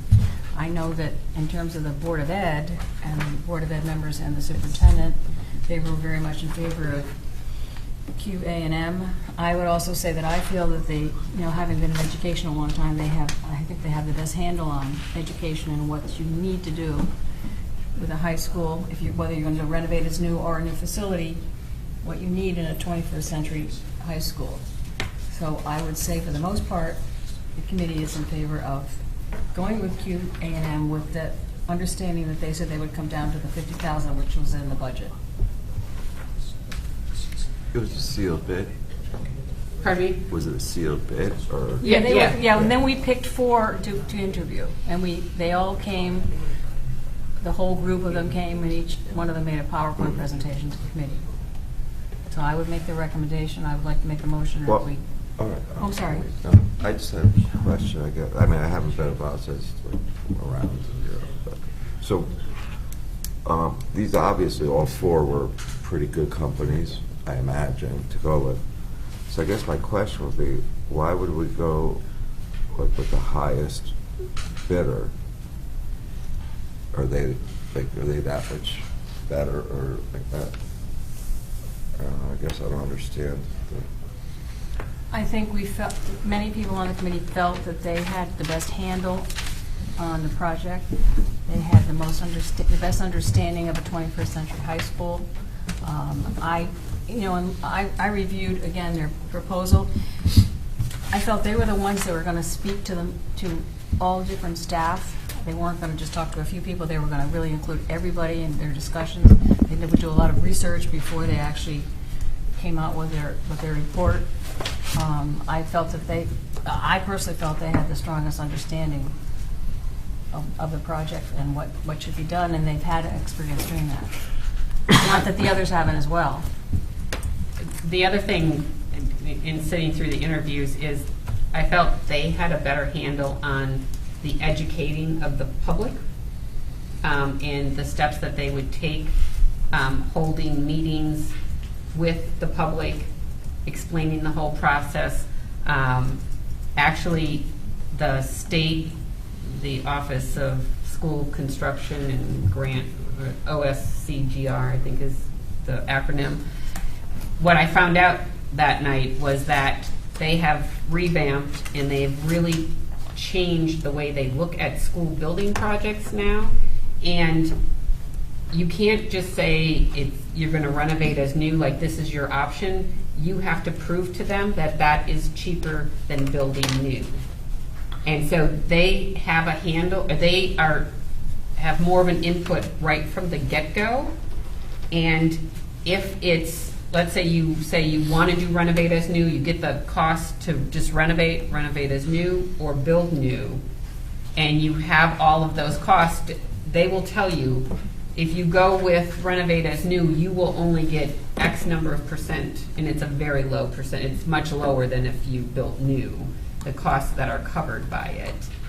And sometimes, what I also found out is our current high school is about 120,000 square feet right now. According to the new standards, based on our population and everything, our high school is too big.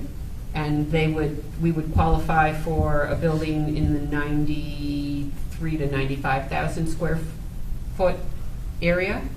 And to the state statute limit is a little bit more than that. It's about 105,000. So those are all things that they look at. And you just made me think of something. You'll remember this. It was like in our first term when they were doing the intermediate school. And remember Ken Barato? He educated Right. a lot. When a project like that begins, how important it is to fill out, I don't know, certain paperwork for the costs that you get back. Right, you know, and from the state. Right, and they have all of the companies have very much a handle on that now in working with the state. Because I remember Anthony was going crazy looking for receipts. We ended up getting back a significant amount of money, if I recall. There was some special legislation written just for that And they purpose. really frown on special legislation now in Right. building projects. Well, that's why I'm asking this, like, You know, and right out of actually, the they gate. also told us in some cases, they forced the town to go with a new building rather than renovated to new because of the difference. Right, and there's been projects where sometimes they do not, a lot of times they do not pay for the demolition. If you're building new, they don't pay for the demolition, but based on the project and what you're doing, there have been projects where they will pay for that because of the way it now flows in what you're doing. So they really have changed the way they look at school construction projects. Yeah, it was very interesting then when they explained the whole construction unit up at the state. Rose is correct. It's totally different now. Totally different. Where are they on joining brick? Well, that's if we have a brick building. No, but, you know, right from the, you know, before the first nail or whatever screw is put in, it'd be nice to know that we're going to be following those steps. I don't know, clerk of the work, I mean, look at, you know, what has happened. We need someone somehow Correct. to watch the project from inception, right? From beginning Absolutely. to inception. I So get we the don't- feeling they would really help you all the way through the project, and they'd be right there. Feelings are great, but this is us. I mean, they're gonna take our money, they're gonna give us change orders, no doubt. But I think we need somebody from our team to look at it, especially if we're gonna pay them more money than the other vendors. We should get more from them, I think. Well, Or- I felt that they did have a lot to offer. And what Rose said is true. They did spend a lot of time talking to the public as Yeah. well, not just the people within the building. Yeah. But I would love to maybe discuss a clerk of the work or someone, you know, that could. Right, well, oversee This is kind of Once like we a get first to that. step. This is Yeah. just the Oh, I know. feasibility, yeah. Right, but We don't even know, I mean, this is to find out Yeah. exactly what the recommendation is, and then, you know. Possible cost. so how much Correct. did they come down with the phone call? How much did they come down? 5,000. They came down. 5,300. Right. 5,300? Yeah. So if we made another phone call, maybe we get another. Yeah, well, Or a text. what did they tell you? If they, Well, they would take it on the project as is, as proposed. And, you know, I tried going lower, but they were trying to knock out components of that, and I said, no, I can't have you taking components out. It doesn't matter, they're gonna give you change orders, they'll get that back. Well, yeah. well, no, they had a low, They had that a was low one of our change order. questions. Yeah. They had That was one of our questions about change orders. And they had a low. a low percentage Low of. percentage. No Oh, that's good. no change orders in this process for them. Mm. It's in the. The risk is, actually not the fine. risk, but, you know, in looking out after the taxpayer, all four were qualified, there's no question. And we all agreed that they were all qualified. This particular company was a little bit more, appeared to be more professional when they presented, but any one of the four companies were definitely qualified. You know, so we have to decide, is it worth, you know, 51, 52% more of taxpayer money? I do think that they have things that they can offer. I'm gonna say Marie told me. Well, we have a recommendation. We have a recommendation from the committee. Right. You know, and we have a suggested motion. So I would just call for that. Marie made the motion. We need a second. Second. Rose seconded it. And any further discussion? That's what I'm thinking. Roll call. What do we vote? Mayor Move Duty. forward with that. Yes. Deputy Mayor Angeloni. Yes. Counselor Candelora. Yes. Counselor Diamond. Yes. Counselor Rose. Yes. Counselor Viglione. Yes. Counselor Zampano. Yes. Oh, there it Okay, next is award of bid number 12, 2019-2020, cleaning and sealing cracks and bituminous concrete pavement, Public Works. Yeah, this, as I mentioned, Kurt was still working on this with Michelle, but I think you should have this at your desk in terms of a recommendation based on the review from Michelle and Kurt that the first bidder, low bidder, non-responsive, and that they did not meet the minimum 5-year requirement to working with municipalities. So their recommendation is to skip over the low bidder and go to the second bidder at Connecticut Seal Coating LLC is their recommendation. I'd like to make a motion to award bid number 12-2019-20, cleaning and sealing cracks in bituminous concrete pavement, North Branford Public Works, to Connecticut Seal Coating LLC of Bethlehem at a base bid of $22,880. Second.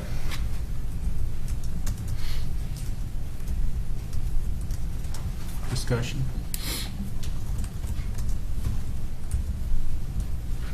Roll call? Mayor Duty. Yes. Deputy Mayor Angeloni. Yes. Counselor Candelora. Yes. Counselor Diamond. Yes.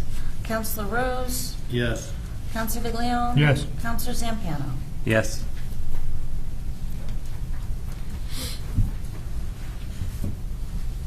Next is review and approval of bid specifications for bid number 13, 2019-2020, roof repair to the Public Works Department.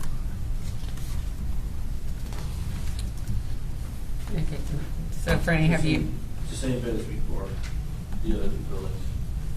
you mean the auger The and other house. the, It's a re- yeah. okay. So you're fine with everything in it? Yeah. Okay. I'd like to make a motion to approve bid spec number 13, 2019-20, roof repair to Public Works Department. Second. Discussion? Yeah, so in looking at this, so Fran, under the general, the removal and replacement of decking as necessary. Yeah, They're talking about, is that the underlayment or is that plywood? plywood. Okay. So where are we, you know, in the new building code on roofs, you have to do the, you know, the whole thing has to be some sort of an ice and water underlayment? Yes, Is that, are we calling out the underlayment in here somewhere? yeah. Yeah, this is the same one that we did for, the other buildings.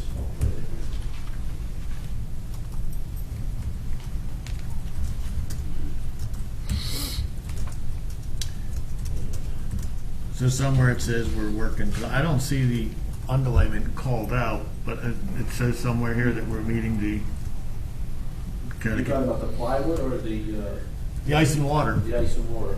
It should be, or it should. Under general, remove and replace decking is necessary.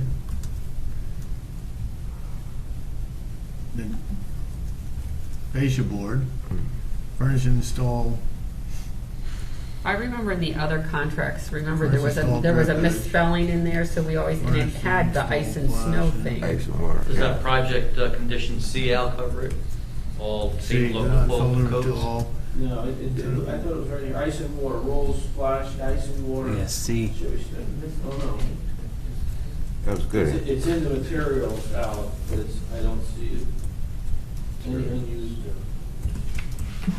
It's in So I would just say materials. that in the general, one of the numbers should be provide and install, GAF or equals, you know, Well, no, it's rolled under roof underlayment. shingles, it says it. Where is it? Under roof shingles, Roof shingles. in item number 2, install GAF, ice and water or equal on entire roof. Where's There's that? Page 77 of the iPad. Very top of it. Oh, I'm on a different page. On page 4 of the bid spec. Page 4 of the bid spec. Item- Right here. Yeah. Remove existing one layer, install, okay.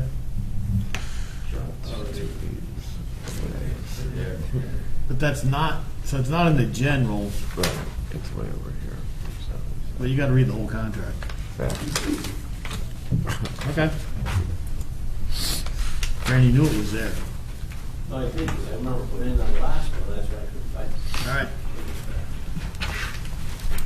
032 gauge. Goodell? Yep. Roll call? Mayor Duty. Yes. Deputy Mayor Angeloni. Yes. Counselor Candelora. Yes. Counselor Diamond. Yes. Counselor Rose. Yes. Counselor Viglione. Yes. Counselor Zampano. Yes. Appropriation transfers, 2018-2019. Coming to the very end of the 18-19 transfers, you see we scraped up some additional money to put some into the heart and hypertension reserve, anticipating some claims, and a little bit money into a capital project fund for future debt payments, as we're talking about issuing debt for both the police department and potentially a school down the road. There's going to be some incline in our debt service, and we're trying to mitigate that by putting some money aside now if we can. That's basically it. Again, the heart and hypertension, just trying to hedge future bets. We have some surplus this year. Is anybody covered under that? There are 2 identified cases. I think 3 identified cases. So this is not an insurance policy, this is ours. This is the ours. Correct. There's an insurance piece of it, and then there's going to be some local piece probably as well. Who can get heart and hypertension? I want Police. names, I want, like, anybody There were that's police working? officers Just and public police. safety. It was 1 identified fire person Police and and 2 fire. police officers. Both have retired, but both have been identified prior to retiring as being heart and hypertension, which you own them for life, basically. Until they settle out, you can get a settlement like a workers' comp You know, settlement. it's pretty safe to say just about everybody on earth dies of heart and hypertension. Right. True. Plus cancer gets you. True. But- Pretty simple. And that goes on forever, that didn't disappear? No, I mean, like even new people can still. Oh, no, get it was sunsetted at 19, I can check, 1980, 85, so anybody hired after that wasn't covered. They had to be hired prior to that. And the $320,000 from medical insurance, why is there such a overage in medical? Excellent question. You recall the 1819 number was predicated on the Blue Cross. Right. We were still at Blue Cross with like a 20% increase, and then we went to both the Teamsters and the state plans on the town side, which were both significantly less. That's why the savings is there. Okay. Because we had, at the time the budget was created, 1819, we were still in the Blue Cross world. Yes, we And were. so it wasn't until after the contracts were settled, that the budget was already passed, that we went to the 2 lower plans, and thus we have the savings there. Okay. I make a motion that we approve the following appropriation transfers as recommended by the town manager and the treasurer finance director. Second. Discussion? Roll call? Mayor Duty. Yes. Deputy Mayor Angeloni. Yes. Counselor Candelora. Yes. Counselor Diamond. Yes. Counselor Rose. Yes. Counselor Viglione. Yes. Counselor Zampano. Yes.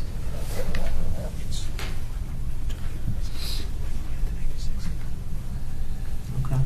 Next is closeout of NBIS Construction Fund, 451. In June, we closed out funds 460 and 460 when both of those were pertaining to school projects, the TVES roof and the North Branford High School roof. The town piece of those, once the state projects piece of it was finalized, was coming out of the NBIS proceeds. So we had to leave that open until we resolved the 2 capital projects. That being said, everything now is eligible. My intention was to close out 460 and 461 for 1920 and to sit on this money actually and to put it into the 2021 CIP. However, with the pressing potential resolution to the NBIS water and other problems, that money could be used now.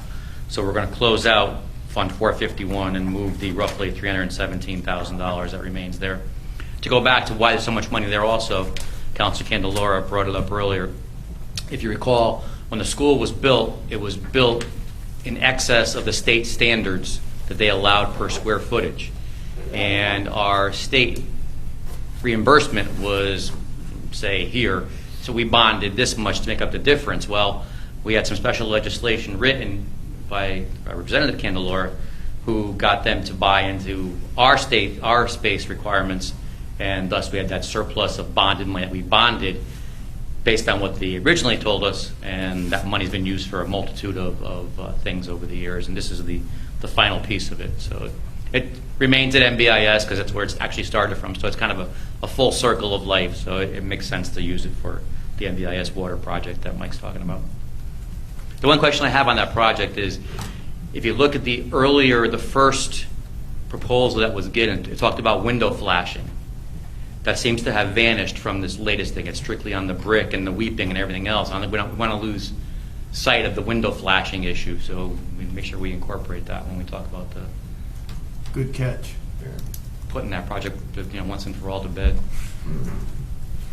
I'd like to make a motion, whereas the North Branford Intermediate School Construction Fund 451 was created to separately account for the construction at NBIS, and whereas the project delineated in this fund are deemed to be complete, and whereas there remains a balance of approximately $317,000 of cash in that fund, and all of that balance will be identified as one of the other funds referenced above in the 2019-20 CIP.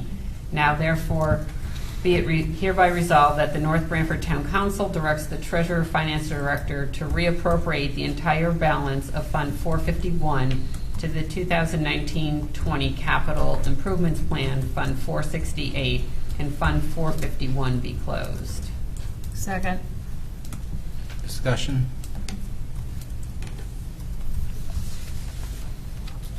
Roll call? Mayor Duty? Yes. Deputy Mayor Angeloni? Yes. Councilor Candelora? Yes. Councilor Diamond? Yes. Councilor Rose? Yes. Councilor DeLeo? Yes. Councilor Zampiano? Yes. Next item, citizen statements and petitions.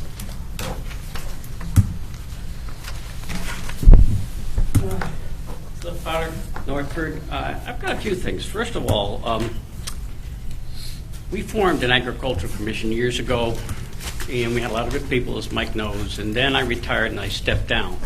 But I didn't step away from our thoughts. Tonight you had a farming family in this town with a large lineage, and I think the problem, even when we were trying to form the committee, the Ag Commission, it got tabled by a couple former councilwomen.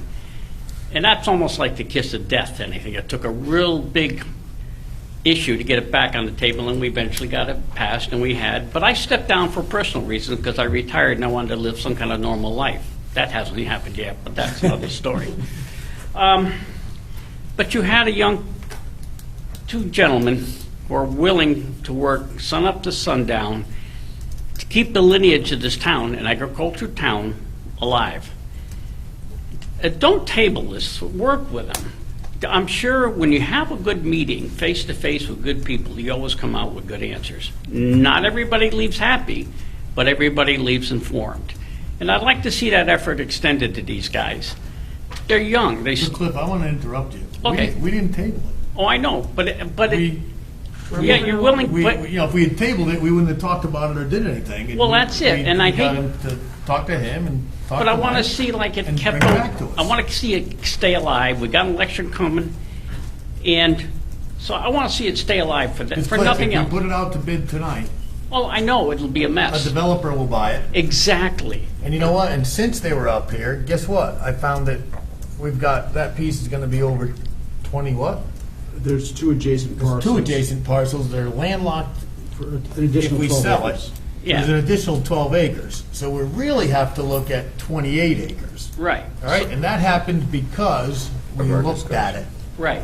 Okay. So that's what I'm All right, saying. so But- continue beating us up. No, I'm not beating. Well, we looked at it and Yeah. found another 12 acres that we really should put with this piece if we're going to sell it. Yes, but with, like you say, the interest of keeping farming open. And you saw what happened with that other parcel. I think Ronnie Sienna lost it to somebody. So yeah, you've got to really have all your ducks in a row, and all the feathers have got to be combed backwards, or you're going to have a problem. But if it's doable, keep it doable. So that was like, but again, that was because we had the commission and we wanted to help farmers. Second thing is, Al and Anthony, you're going to leave a big hole. But Al, you have a life. But, and what bothers me, this ties in with my other thing. You guys are leaving 2 vacancies. George is leaving. Where are the candidates that are running? Right there. Where? Right there. You. No, not me. I'm sorry. But I'm saying, if they're that interested in running, why aren't they here learning? Yeah, I don't get it. You're going to be on a ballot, and we don't even know what you look like, and in a month we got to vote for you? I'm sorry. That's a sore spot. Valid for me. point. Huh? It's a valid Valid point. point. It's a sore spot. I'm here all the time, but I have no life. We appreciate you. Join the rest of us. So the newbies, I'll call them. They're so new, they're not here. Someday we'll see them, but maybe it'll be too late by then. The other thing is, I am still so disgusted that we had a committee, whatever you want to call it, that created such a mess that MBIS is like the Taj Mahal of errors. They signed off. I remember that letter. They still ignored it. How did it get by you guys? How did they have so much power that they've rung up such a big mistake that's going to cost the town so much money? I don't get it. I don't understand. Why are they not held accountable? Who signed off on that letter? I mean, I'm over concerned and underinformed, but now you're talking about a new high school. Is it almost better to build new? Did we learn anything? I'll go back to another nemesis, the ambulance barn. What happened with that thing? Remember that nemesis? We have a history of buying low bids that we put more money into than the highest bid to really get into a building. It's got to stop. If we're going to do something, let's not worry about the low bid. Let's see what we're getting. Don't buy a Volkswagen when you need a Suburban. You know what I'm saying? But it's got to be done right from the beginning. And the people got to be held accountable. The same people can't make these same bad decisions if you're going to go into another little building. Is it time for total house cleaning? I don't know. It's not a personal attack. It's a procedural attack. I would never personally accuse anybody of anything because they're donating their time like you. But the same mistakes can be made again. So maybe it is time so you could stay in the existing high school and build a new one at the same time and then demolish this high school, whatever you had to do. I don't know how you're going to do it, but it's got to have a lot of thought. I have the shopping list here. The newbies, the learn from NBIS, let me see. Like I say, and we've learned the bad history of buildings we have in this town. And we got to fix NBIS right. And the Capasso seems to have a good reputation. So when they talk, you should listen. They seem to know what they're doing. They wouldn't be as successful as they are. Their history is good. They're a town-owned company. I mean, they're in our town. So again, we have to bite the bullet and save that building. And so again, but it can't keep happening. The new buildings have got to be either built new. It doesn't work. MBIS didn't work. The ambulance barn was built as new, and then it was a mistake. So I mean, again, we got some bad history we've got to get over. I want to thank you guys for all your years. You guys have the continuity. New people will sit in the chairs, but they won't have the history. They won't remember the raked mortar letter. They won't remember the water company engineer that wasn't qualified to give the engineering report. Things like that. So you guys are going to be missed. I'll say that much. I'm going to be sitting next to you back there. Good. We snore. You can't hear us. But I appreciate everything you've both done. You bring a lot to the table. Everybody does. You give up all this time, and it doesn't go unnoticed. But we can't keep making mistakes like we've made in the past. Thank you. Thank you. Thank you. had a citizen comment. As we're looking to relocate buildings to the center of town, if we can put them across the street, across from Fran's driveway, and eliminate having to reconstruct a softball field at a tune of $500,000, it seems to make sense to me that we would put the buildings across the street and leave the softball field intact. I'm not an engineer and architect. I'm just kind of talking common sense that you would, if you had the opportunity to avoid that $500,000, why wouldn't you avoid it? Thank you. Any other comments? Not move into executive session, motion to move into executive session. Were we going to go back to the? Oh, yeah. Mr. Mayor, I apologize. I made the change during the last meeting. Right. And I I remember that. mentally sent it by email to the town manager, but apparently didn't I didn't receive it. physically send Okay, it. okay. So I did now physically send it to the town manager with copy to his assistant and copy to both the mayor and the deputy mayor, so it's sitting at home in your inbox.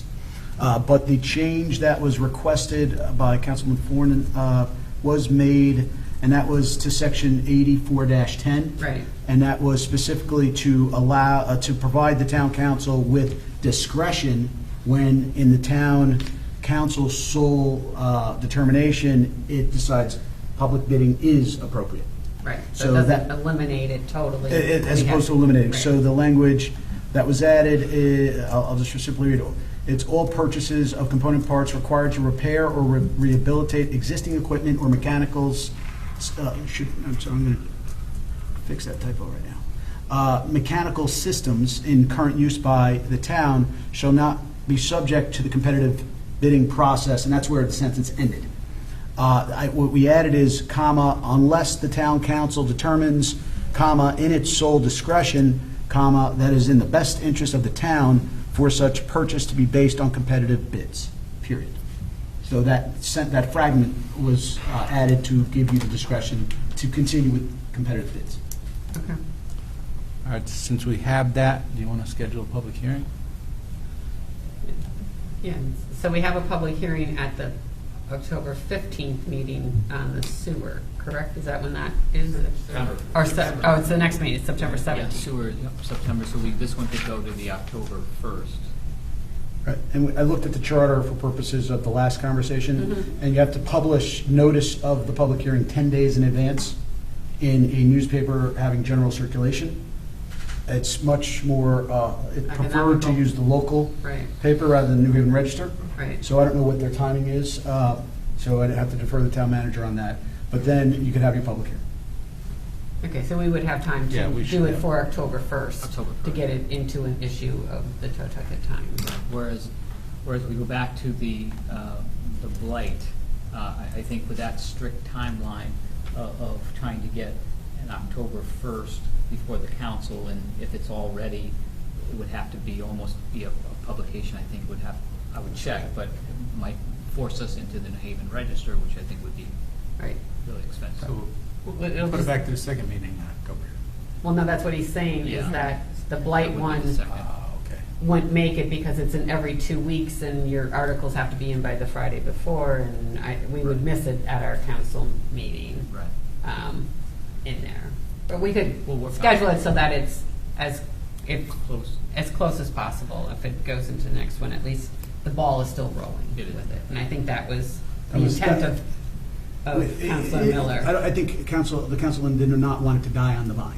Right. Right, so at least as the process is moving forward, I think that was his true intent. But I defer. So I'd like to make a motion to set a public hearing date for October 1st. Is that the date? Let me just check to make sure. October 1st at 7:30 PM for the update on the purchase ordinance.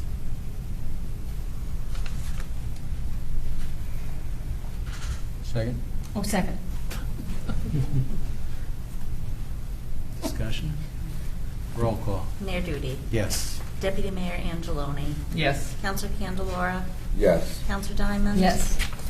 Counselor Rose. Yes. Counsel Viglione? Yes. Counselor Zampiano? Yes. You need it. Move into executive session. So moved. First is town manager's evaluation to include, need a motion. Make a motion. Oh, you haven't made the motion. Okay. I make a motion to move into executive session according to CGS Section 1-206A Personnel Issues. Town manager's evaluation, administrator benefits. To include just the town. To include, well, the That's all. beginning was just us, right? Yeah. Yeah, but we can have them in and do administrator's benefits and then have a meeting to discuss. To include the town manager. That's all we need. To include. Do you need Not that I know. You're out of here? I chose lately, bro. Let's start with that. What? What? I second the motion. Okay. And that was just with the town manager's office.